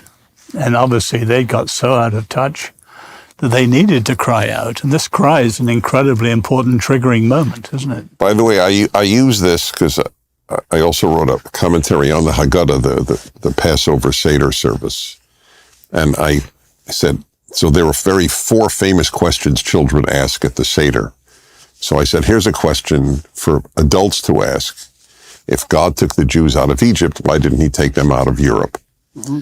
And in some configuration, almost any Jew has asked that question. And I just, among other things, I don't have a perfect answer by any means, but there is an implied answer. One could have asked the same question in Egypt. Why did God wait so long? How many Jews were killed and beaten and tortured until God, quote unquote, remembered? So, well, maybe the cry, is it partly the possibility that, like, man has to reach up to God just as much as God reaches down, and then without Moses being there as the precondition for, in some sense, for God's intervention, then it's not going to occur. Right, but that doesn't put God off the hook. I'm asking a question that puts God on the hook. Right. No. So my answer, and it's not emotionally satisfying, but I find it theologically satisfying, is that God does not save the individual Jew; he saves the Jewish people. Yeah, well, I wonder, because I'm not denying at all the validity of what you said, but it seems to be the case in the biblical narrative that God portions out a pretty major responsibility and catastrophe for mankind, and that's to live ethically despite mortality and limitation. Right. It's a really heavy burden, and so then you wonder, it's like, well, just exactly how much are we called on to be ethical actors so that God's goodness can be revealed? And that's a real open question. And, I mean, when in Sodom and Gomorrah, when the search is on for one or two good men in the city so that it's not going to be destroyed, the idea there is that even if there's one person who's good, we won't destroy the city. No, it goes down to 10. Okay, 10. No, okay. That's important. Sorry, 10. One doesn't suffice. That's why we get him out and then everything falls apart. Okay, but there's a notion there that it's the outlier that saves every civilization. Right. It is the great lesson of our time. You're an outlier. It's a statement of fact, not even a compliment. It is a compliment, but it's not meant as such. Outliers do all the good that is done. Some outliers do evil, but right. All the good that is done by outliers. Mm-hmm. Well, and that's the tension between the law and the law when it becomes corrupt, and the prophetic tradition that echoes through the Old Testament and then up into the New Testament too, because the law, from a tradition perspective, turns into various shades of Egypt, and then it's always a prophetic figure that comes up and shakes his fist and right in the face of the king. That happens most particularly in the case of David, right? When he's called on his sins because he takes Bathsheba, which is a really low act, right? I mean, he sees this woman bathing naked on the roof of a nearby house, and then he sends her husband, who's a great general, into battle to have him killed. It's like, that's pretty damn twisted and pathetic. And then one of the prophets, whose name I don't remember at the moment, calls him on it. It's Nathan. Is it Nathan? No. Yeah, which is pretty brave, right? I mean, he's a Mideast potentate. You don't just walk into his castle and tell him that he's cursed by God without some fear for your neck. And so, and you see this just continually, this dichotomy between the corruption of tradition and the emergence of a prophetic figure who's in principle has this inspiration from God. And the weight of his words is what indicates that that's the case. Dennis, you didn't quite say it, and I would never dare say it as a Christian, but I've heard Jews say that one reason for the question you raised was the Israel. And Israel's now a nation recognized by the world. Have you heard that one? I've heard it all of my life, and I have to say that it depicts God, to my way of thinking, in an awful way. The ends don't justify the means. Well, ends do sometimes justify means, but yes, we murdered 1 million Jewish babies, and we tortured and humiliated and degraded 5 million others in order to produce Israel. I as a Jew would say, I think I'm going to opt for another group. Yeah. That was Ivan's comment. That is not the God that I understand. Yeah, that's Ivan's comment in the Brothers Karamazov too, when he takes on Alyosha. You know, he said his point, in some sense, he talks about this girl who's frozen to death by her parents as she's screaming in an outhouse, which is a story that Dostoevsky took from the news. It's actually happened. So she screamed all night, froze to death, and Ivan says he can't believe in a God that would allow that to happen even once, no matter what the reason was. Well, that's not what I'm saying. I believe in a God who allows evil to happen. That's not what you were challenging. God created the evil to do the good of the creation of Israel. That I don't accept. No. That God allows evil is a given. Yeah, well, it's a consequence of free will. Yes, in some exactly. Real sense. And yes, I thought about that a lot too, because you could imagine a world that's the best world possible, just as a game in some sense. Not that we can really do that, but then you might ask yourself, is a world where you could choose evil but choose not to better than a world where you're a robot who has no choice? And I think the answer to that, I mean, if you think about your own children, you want this vast expanse of possibility for them. And the vaster that expanse of possibility, the more real the possibility of evil choices is. But what they get out of that is the benefit of the actual choice. So they have a real destiny, right? They're wrestling with real things, and they can choose not to engage in evil. So it could be not there. If it's going to exist in real possibility, it also has to be an actualizable possibility. And so it could be that a world where evil is possible, but then not chosen, is better than a world where evil doesn't exist at all. That's why I've always been suspicious of people saying about a dog, oh, such a good dog. Has he chosen his goodness?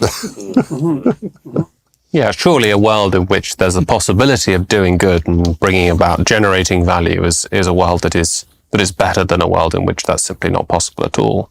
Well, that's the question, isn't it? And in some sense, that's the fundamental question, because it's one thing to wrestle with the reality of tragedy, but it's a whole different thing to wrestle with the reality of malevolence.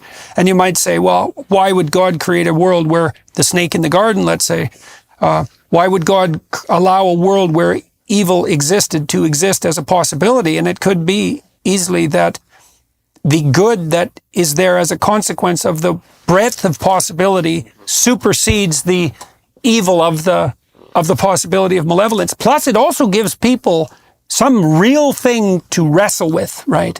Is that whatever human beings are, we have a heavy load. It's a load that in Christianity is associated in some sense with divinity, right? Because God becomes mortal man.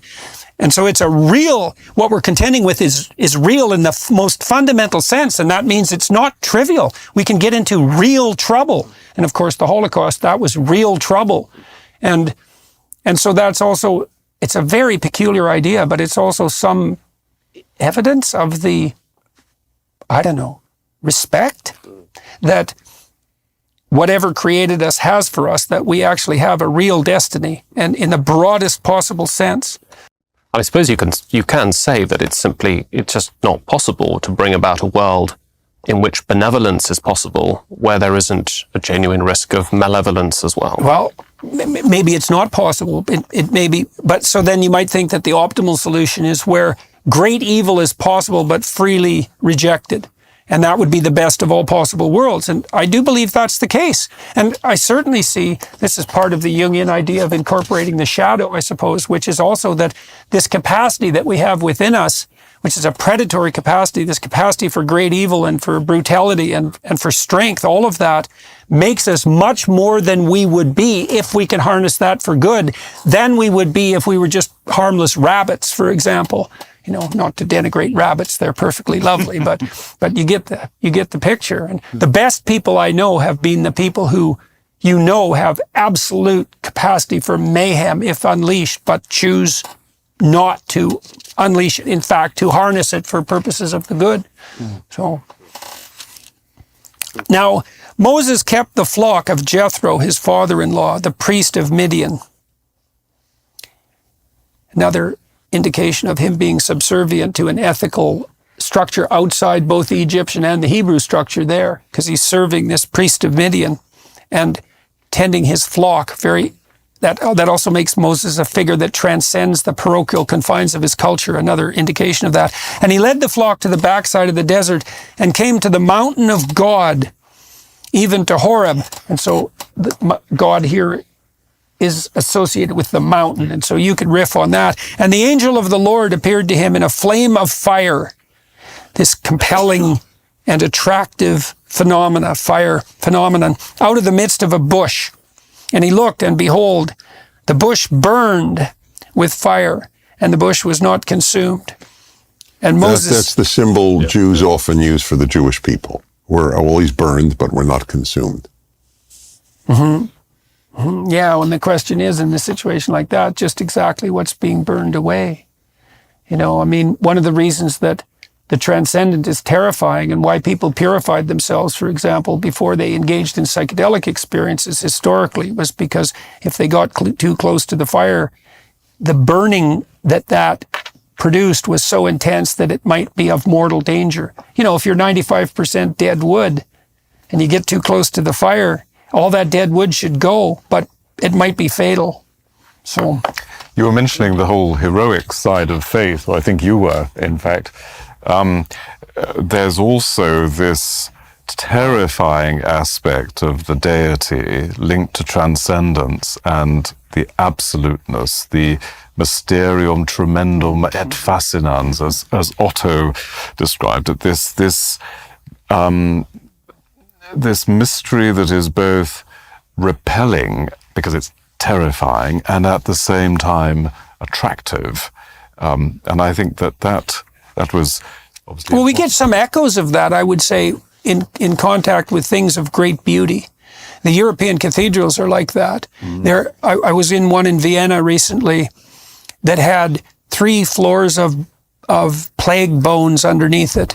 And so it's this magnificent structure, too much really, when you walk in, and it's overwhelming in its power. And to see that, you know, people sacrificed hundreds of years of effort under conditions of extreme privation to build these magnificent buildings, and then to go underneath and see the layers and layers and layers of catastrophe and death that's been erected on. It's too much, right? It's just too much. And that's just an echo of what is too much in the most fundamentally absolute sense. It's just a pointer in that direction. People are terrified of beauty for the same reason. You know, I've watched people respond to art. I had a lot of paintings in my house at one point.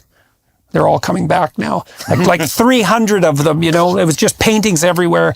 And people would come in and say, well, why would you want to live in a museum? And I'd think, well, that's exactly where I want to live. Why would you not want to live? But it was too much. The paintings, a lot of them were paintings of warfare scenes, and they were beautiful, but but they weren't nice. It wasn't elevator music, you know, and you look at those things and they shake all the weakness off of you if you look at them long enough. And that's very frightening, especially if there's lots of weakness, and there definitely is. So it's interesting, is it not, that in our culture, where you might say there's been a systematic ideological process of desecration, that there's also been an aversion to beauty. Yeah, I mean, that's not accidental. The philosopher Roger Scruton. Generica, right? Yeah. The spread of, exactly. The spread of these cookie cutter suburbs everywhere that have this they're efficient in some sense and they're convenient, but they're just hideous. And they have this very short-term element. And you see this contempt for that too. It's really terrifying to see it in Europe, because as a North American, especially a Canadian, going to Europe has this element of pilgrimage to beauty. And I saw this in Edinburgh in particular, although they're fixing it. Edinburgh, the whole downtown core, 1 square mile, is a UNESCO World Heritage Site, and no wonder, because Edinburgh is it's beautiful. And then intermingled with these mostly Victorian buildings, if I remember correctly, were these hideous catastrophes erected in the 1970s, this brutalist, modernist abortion, these giant middle fingers, to the entire context. And to their credit, the people of Edinburgh are tearing them down. And my mentor, Peter Berger, has a notion, signals of transcendence. Some are positive, beauty, or C.S. Lewis, surprised by joy. Some are negative, like the Auden one. This, to me, is the ultimate signal of transcendence ever. Because if you look at burning, it must end in ashes. And you can't look away from fire either. Like we Nothing are the lasts. apes who couldn't Everything look away changes. from fire. You can't step in the same river twice. If you just go that way, you'd end up with a Hindu view of Maya, and the world's unreal. And yet, no, here's something burning, but not burned up. Right, that's us, man. That's us. No, there's something beyond us, and he's arrested. He sees it, and then he seeks for the explanation, and immediately he encounters the Lord. And that's why, Dennis, the Jews themselves are the ultimate, because of your survival. Despite persecution, you shouldn't be here.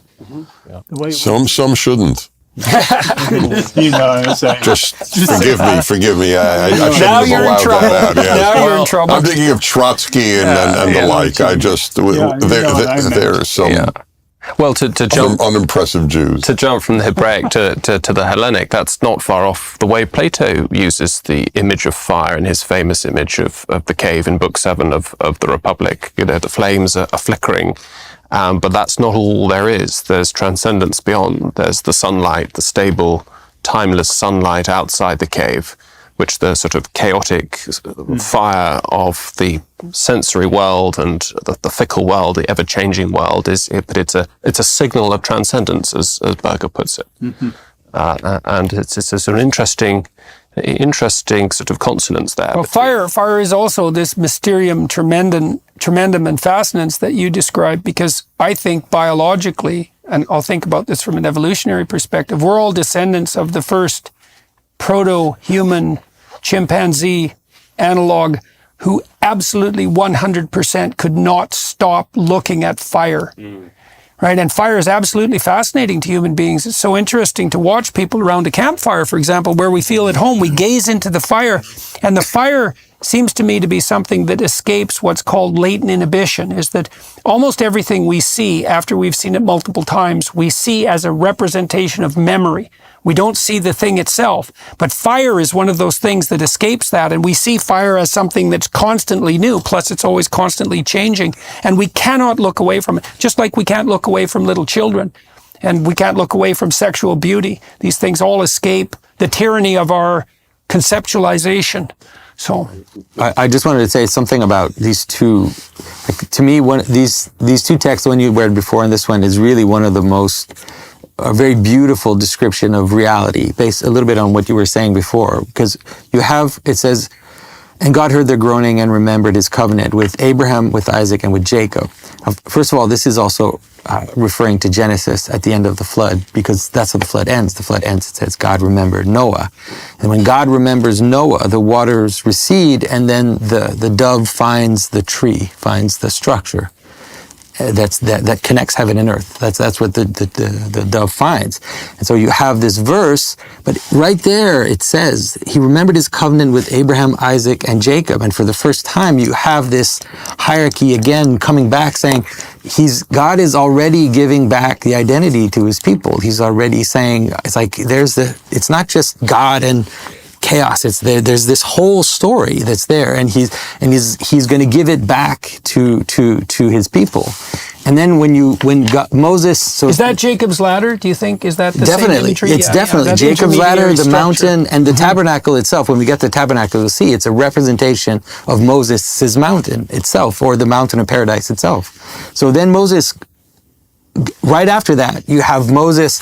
What happens? He comes out of the desert, come to a mountain, and in that mountain, now he sees this flaming bush. He has to remove his sandals. He enters into the sacred space. The sacred space is the text. At least I know St. Gregory of Nyssa really insists on how the bush is a bramble bush. It's a thorn bush.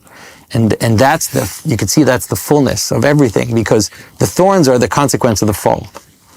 The thorns are what God gives as a consequence of sin. And now here is this thorn bush, which is full of light, but is not consumed. And that's the thing. That's what God gives us. It's like reality can exist in all its multiplicity, in all its beauty. And we don't, as Christians and people also in the Hebrew tradition, we don't have this idea that the world is an illusion, that the world is just has to be gotten rid of, and we just need to get to nirvana or whatever. We have this sense that the world is full of God's presence, and it's a gift, right? It's good. That's what it says at the beginning of Genesis. And I think that that's what we're seeing here is this God is present in the world. God is manifesting himself to Moses, but he's not consuming it. It's continuously continuing to exist even in its participation in God. Now I read that so Moses has to take his sandals off to go to do this. I read that that's also his, and this is on commentary on the Torah, that he was foregoing any claim to ownership of the land upon which he stood. There were ancient Hebrew traditions about taking ownership of land that had to do with being shod. And so to take off the shoes meant to approach the transcendent in a humble way with no claim to possession. And that seems to me, and the shoes, of course, are symbols of identity. Tammy, my wife, she had dreams all the time where shoes represented her current identity. And so, all right. And the angel of Lord appeared to him in a flame of fire out of the midst of a bush. And he looked, and behold, the bush burned with fire, and the bush was not consumed. This is at least a great mystery. And Moses said, I will now turn aside and see this great sight, why the bush is not burnt. And when the Lord saw that he turned aside to see, God called him unto him out of the midst of the bush, and said, Moses, Moses. And Moses said, Here am I. And he said, Draw not nigh hither. Put off thy shoes from off thy feet, for the place whereon... By the way, the only redundancy in God's entire dialogue in the Bible is... Take your shoes off your feet. And so just why... a cute, meaningless point, but I've always gotten a kick out of it. Else are your shoes if not on your feet? From off thy feet. Yes. Like where else? Right. Just take off your shoes would have sufficed. Is that in the Hebrew? Yes. Yes. It struck me as a kid. Where else are his shoes? I don't. Well, it also means I think that God is insisting that in some real sense Moses stands unprotected and naked in front of him, and because to take off your shoes is and to reveal your feet, that might account for why that emphasis is there, right? And so it's the feet and not the shoes. Yeah. And the shoes are definitely, they're a fundamental element of culture, and they shield us from our contact with the ground, but they also, in some real sense, elevate us above the ground, right? That's the danger of shoes. We're no longer in contact with the earth. There's a lack of humility by putting on those garments of skin, and we feel invulnerable in a way that we're really not. I think the best way to understand this text is as a return to Eden. Mm-hmm. And so in order to return to Eden, he has to remove his garments of skin. Mm-hmm. And it's like, but what's crazy is the surprise. It's like he removes his garments of skin, and the surprise is to see the thorn bush in flame. It's like, what a crazy mystery. Like, what a... Well, and that's an echo then too of the notion that in order to encounter the transcendent in the most real sense, you have to absolutely at 100% accept your naked vulnerability. And you think, well, that's self-evident when you think it through, because how else could you adapt to life in the most fundamental sense without simultaneously accepting the fact that you're ultimately, right, naked and vulnerable. You're ultimately that, because you're prone to insanity, you're prone to tyranny, and you're prone to death. There isn't any more ultimate on the human plane than that.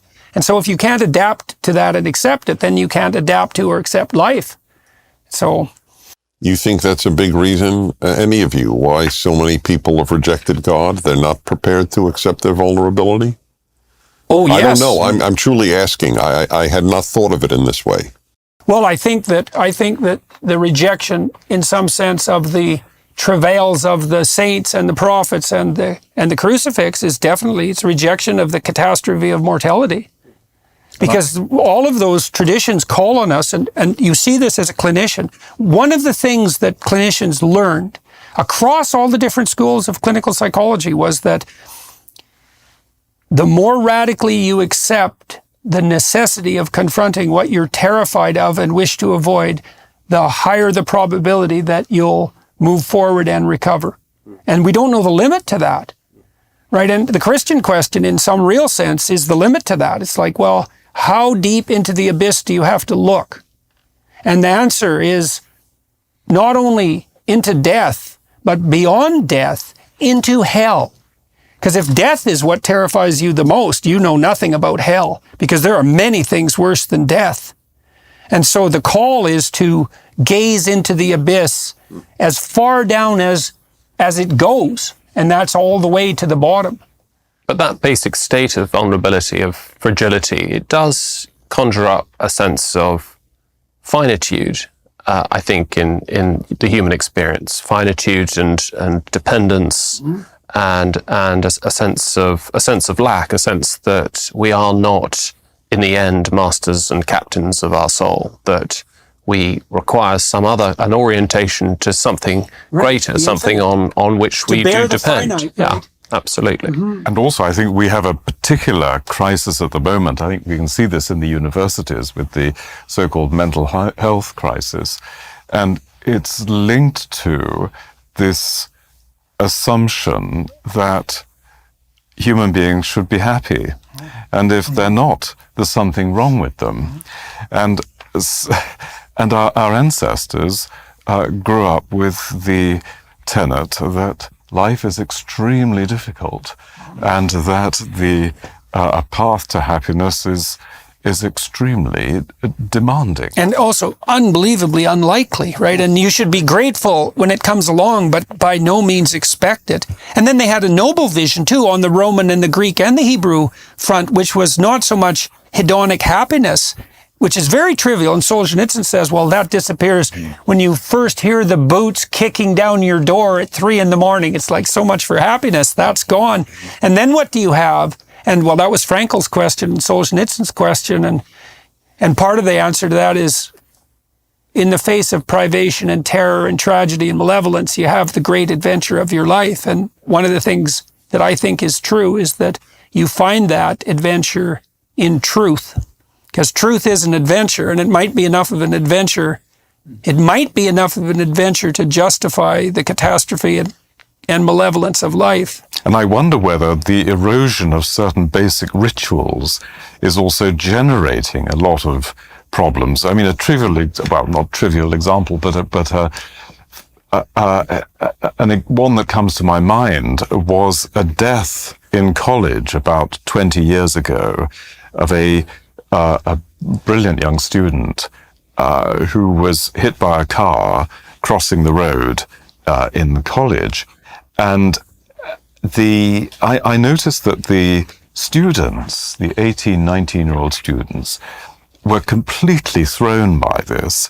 And partly it emerged they hadn't been to funerals. Their parents hadn't taken them along to funerals. Right, to shelter them. To protect them from suffering. And they'd say, as good parents, they would not allow their children to be subjected to funerals as if the funerals might be damaging them. Now, what I noticed was, in fact, that you had adults, young adults, highly intelligent adults, who were completely disorientated and distraught by death. And I think to some extent, because the ritual of funerals... Well, there's no container for it. Well, my wife remembers when she was 5, her grandfather died, and they didn't take her to the funeral. Now, my wife's parents, by the way, were very good at fostering independence, but they didn't take her to the funeral. And she was shocked by that and never forgot it. And I think the reason is that the message there is that death itself is so terrifying that there's no way a child can apprehend it or bear up under it. And that better not be the case, because that's life, death. And so if that's the case, then life is too much. And so what you do is you bring the child to the funeral to show that. So when my wife's mother died, we were there for her death. And it was a terrible death. She had a neurological disease, a degenerative neurological disease, dementia. So she deteriorated over about 15 years. And first of all, her husband rose to the challenge. Man, it was something to see, because he was sort of a man about town, but when the chips were down, God, he was there. And it was something, man.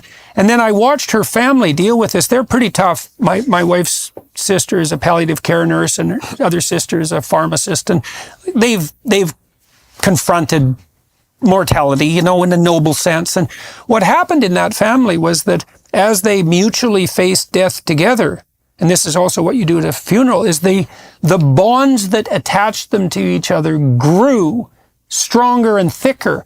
And so that while they suffered the loss of their mother, which was a genuine loss, they were compensated for it in a real sense by the increase in love between them. And I would say their family, in the aftermath of their mother's death, was much closer and tighter than it was before. And, you can't say, well, that made it good, because that's a cheap out, but you can bloody well say that it made it a lot less like hell than it had to be.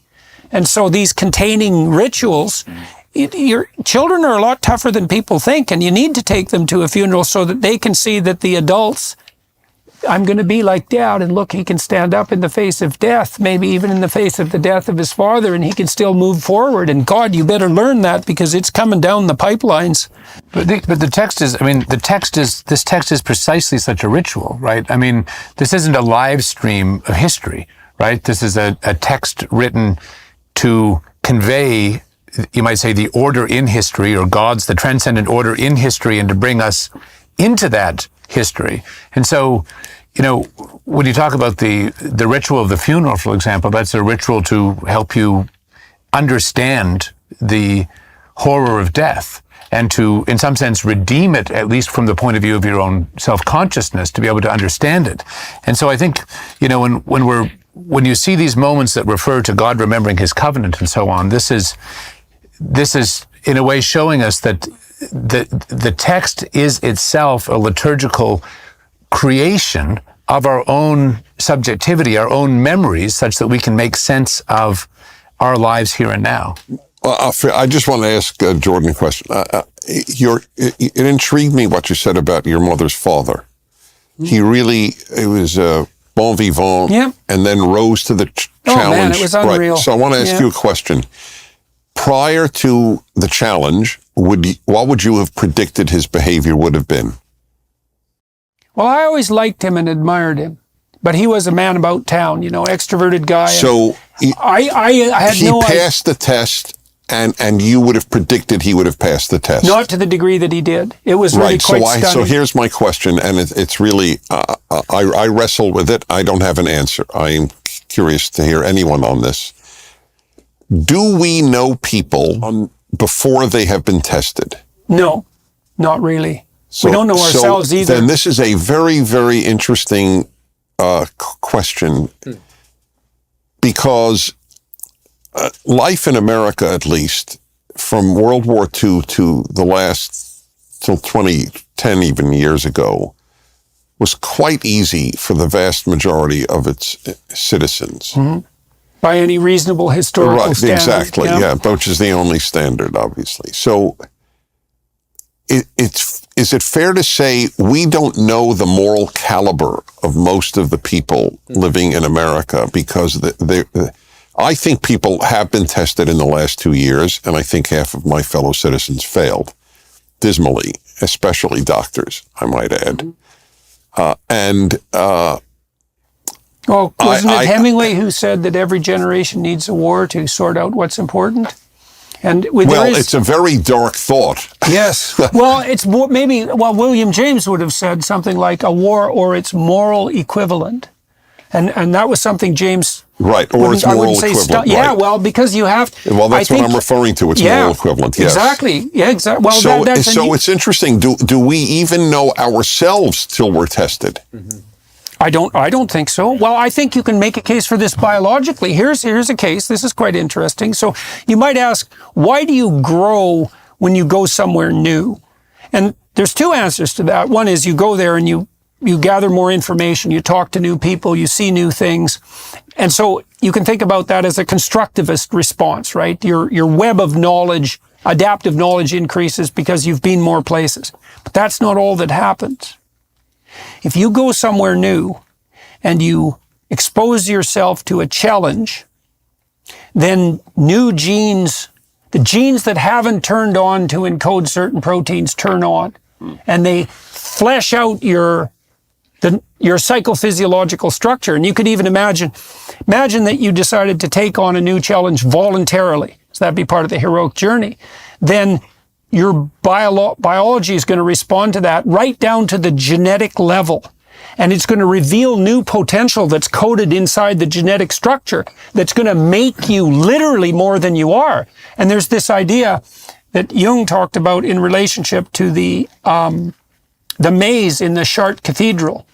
So imagine you go into this maze, and then you walk the 4 quadrants, and then you come to the center. And the 4 quadrants are the 4 corners of the world.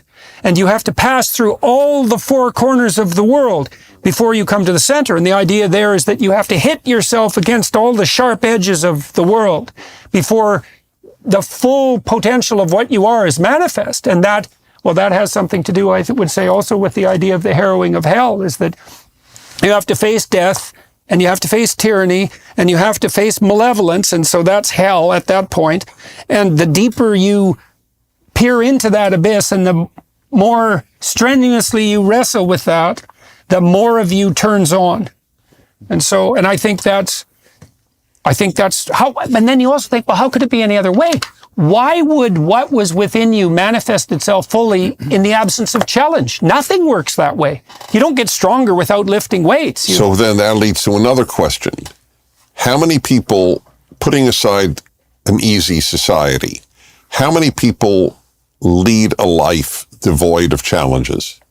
Well, pretty small. They just don't acknowledge them as challenges, and therefore don't need to pass the test. Well, or they're resentful and bitter about their problems instead of seeing them as adventures and opportunities. That's the age we live in. Yeah. If I'm challenged, it's the fault of someone. Yeah, well, and people are enticed to believe that. But what I've been so heartened by, and one of the things that people have been responding to in relationship to what I've been lecturing about as a clinician, I would say, is when you confront young people, this has especially been true of young men, with the notion that what they should do is strive to bear up underneath the heaviest responsibility they can shoulder voluntarily. They're unbelievably receptive to that idea. And it's so interesting to watch, because it's almost as if all you have to do is introduce the idea, assuming you're vaguely credible. All you have to do is introduce the idea, and it's like a crystal in a supersaturated solution. It just goes, no one ever told me that. And one of the things that's been deeply sorrowful for me is to see how much effect those ideas have on people, how quickly. And the reason it's sorrowful is because you simultaneously see how much of a lack there is of that idea in our current culture. So, but I think people are there for the call, man, and lots of them, especially young people on that sort of cusp of messianic development in late adolescence, when the radicals can get a hold of them and make them resentful and bitter. If you offer a better pathway forward, which is something like bear up voluntarily under the catastrophe of life because you have something to offer, right? There's this idea, in the biblical idea, that in some sense, God says this, I think he says it to Moses later, that maybe it's in the Gospels, that it's required that all of the ramifications of the law manifest themselves. It's like a holy requirement. And the idea there is something like, and this is a really terrifying metaphysical idea. It's like, why is there suffering in the world? Why is there malevolence in the world? Well, maybe it's because we're not all we could be. And maybe it's incumbent on each of us, and I really mean each of us, to reveal everything that is within us. And if we revealed everything that was within us, and that would happen as a consequence of this voluntary ethical striving, if we revealed everything within us, God only knows how much hell we could dispense with. Because we have no idea what things could be like if everyone was 100% aiming up. This might be, forgive me for, I just want to say this is so important, I think. So I remember in high school, I started an anti-cheating campaign in my grade. And I remember vividly this is really triggering things in me. The biggest reason I had cheated on some tests in elementary school. But the biggest reason I didn't in high school was God was not particularly involved in my decision, which he would have been more so later in moral decisions. I wanted to pass the test of not cheating. Mm-hmm. Right. And I'm just thinking, literally for the first time, maybe that's another good method of getting people to do what is good. Pass tests. Mm-hmm. Pass challenges. Yeah, well, there is speculation. Yes. There's this, obviously, this scene in Job where God bets with the devil, which is a hell of a thing to do. It's like you're going to bet with the devil, and the idea is that you can tempt Job out of his moral position. And what's God up to? And I had a vision about that at one time, about God presenting man with the most vicious adversary possible. And you might think, well, why would someone do that? And the answer is something like, well, if you know that the entity that you're setting the forces of hell against, in some real sense, can triumph over that, then the positioning of the adversary is actually a call to a greater good. And I think, I can't help but think that that's correct, because I can't see how what is best can be called out of us without us being confronted simultaneously by what is worst. But I hope I'm not being pious, Dennis, by saying that's important, but it's a kind of mid-level test of growth. So you've mentioned responsibility or reaching our full potential of who we are. You can do that in various ways, but many of them are truly, some self-help goes some way towards that. Mm-hmm, mm-hmm. I think what you see here, the call of Moses or the call of Abraham or the call of lots of people in the scripture, the highest responsibility of all is responding in faith to God's call. Mm-hmm, right. By definition. By definition, the highest fulfillment. I actually dislike my own name intensely, but I was named after a writer whose most famous book is called My Utmost for His Highest. Right. And that's right. Well, that's the proper call of the church. That's calling. Mm-hmm. Right. And I don't think there's any higher. You've written a book on calling. Any higher version of that.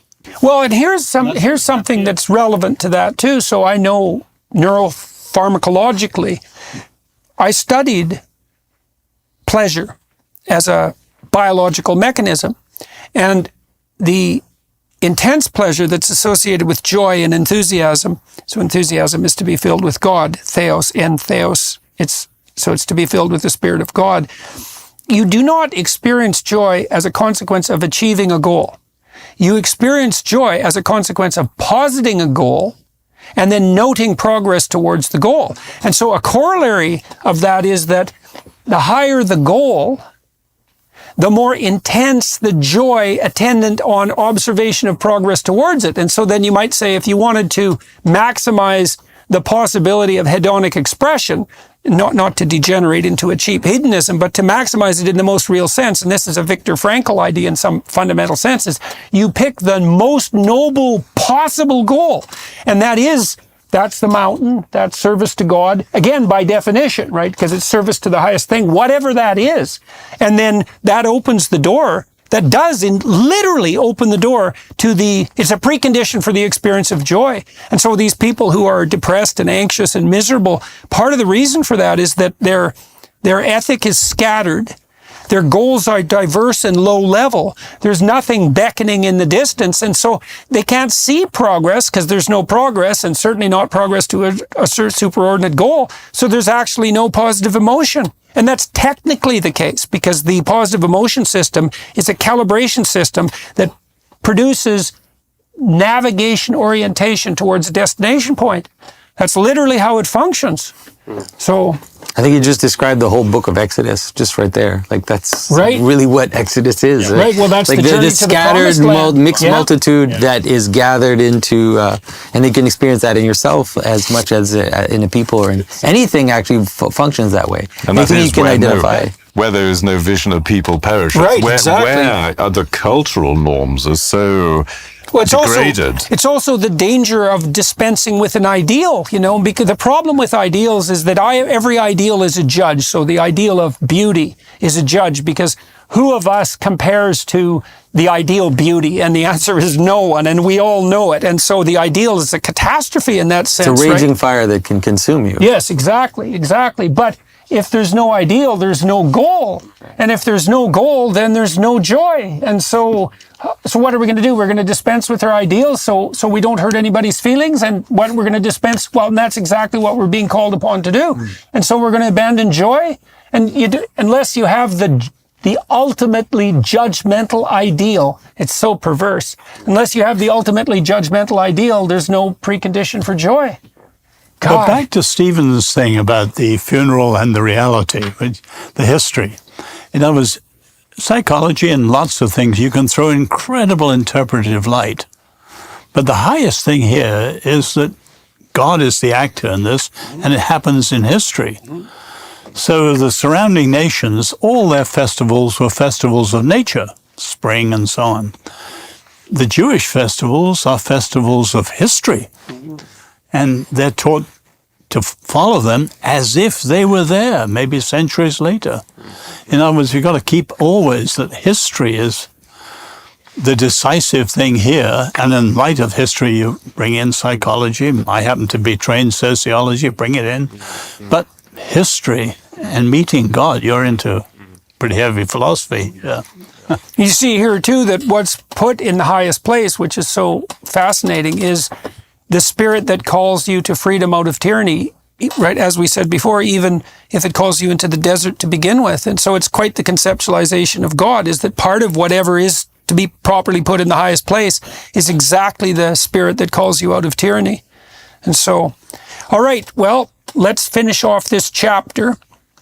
And he said, "Draw not nigh hither." This is God talking. "Put off thy shoes from off thy feet, for the place whereon thou standest is holy ground." Again, I'm reminded of the fact that this is likely something like a call to humility. I was looking at the Sermon on the Mount the other day, and Christ says in the Sermon on the Mount that those who are poor in spirit are blessed. There's many people who are blessed, but the poor in spirit are blessed. And the question is, what does that mean? And it means something like those who have been brought low enough to be humble enough to be ready to receive. And I think that's what's being echoed here, is that's part of the reflection of Moses' nakedness. That's the best explanation I ever heard. Well, thank you. Thank you. It took me only 40 years to think of that. That really helps. Because I've never thought, the poor are so special. They're wonderful poor and lousy poor. No, it's definitely a reference to pride. The poor in spirit are not prideful and narcissistic. I look in Bible Hub, which is a great site. Right. You can see 50 translations simultaneously. Right. Yes. And so you get the full connotation of the phrase. And if you look at all the different translations, you can see that it's definitely a call to this particular kind of humility. Because one of the things I learned when I was teaching my course, Maps of Meaning, was that you could decide that you were going to be friends with what you knew, or you could be friends with what you didn't know.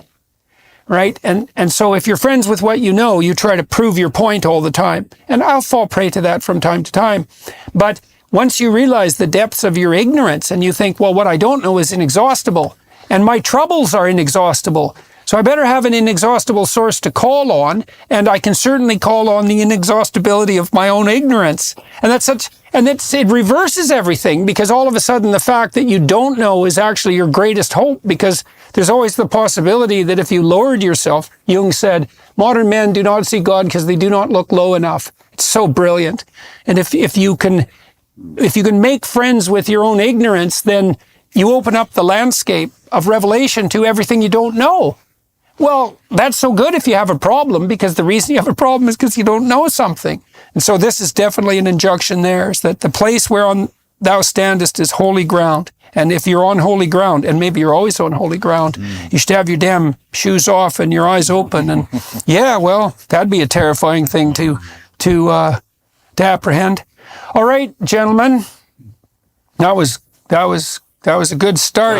Well, these were tough. These were tough ones. Oh, You're right. Yeah. Wait till the 10 Commandments. Yeah. Until tomorrow. Good. Thank you. Wonderful. Thank you.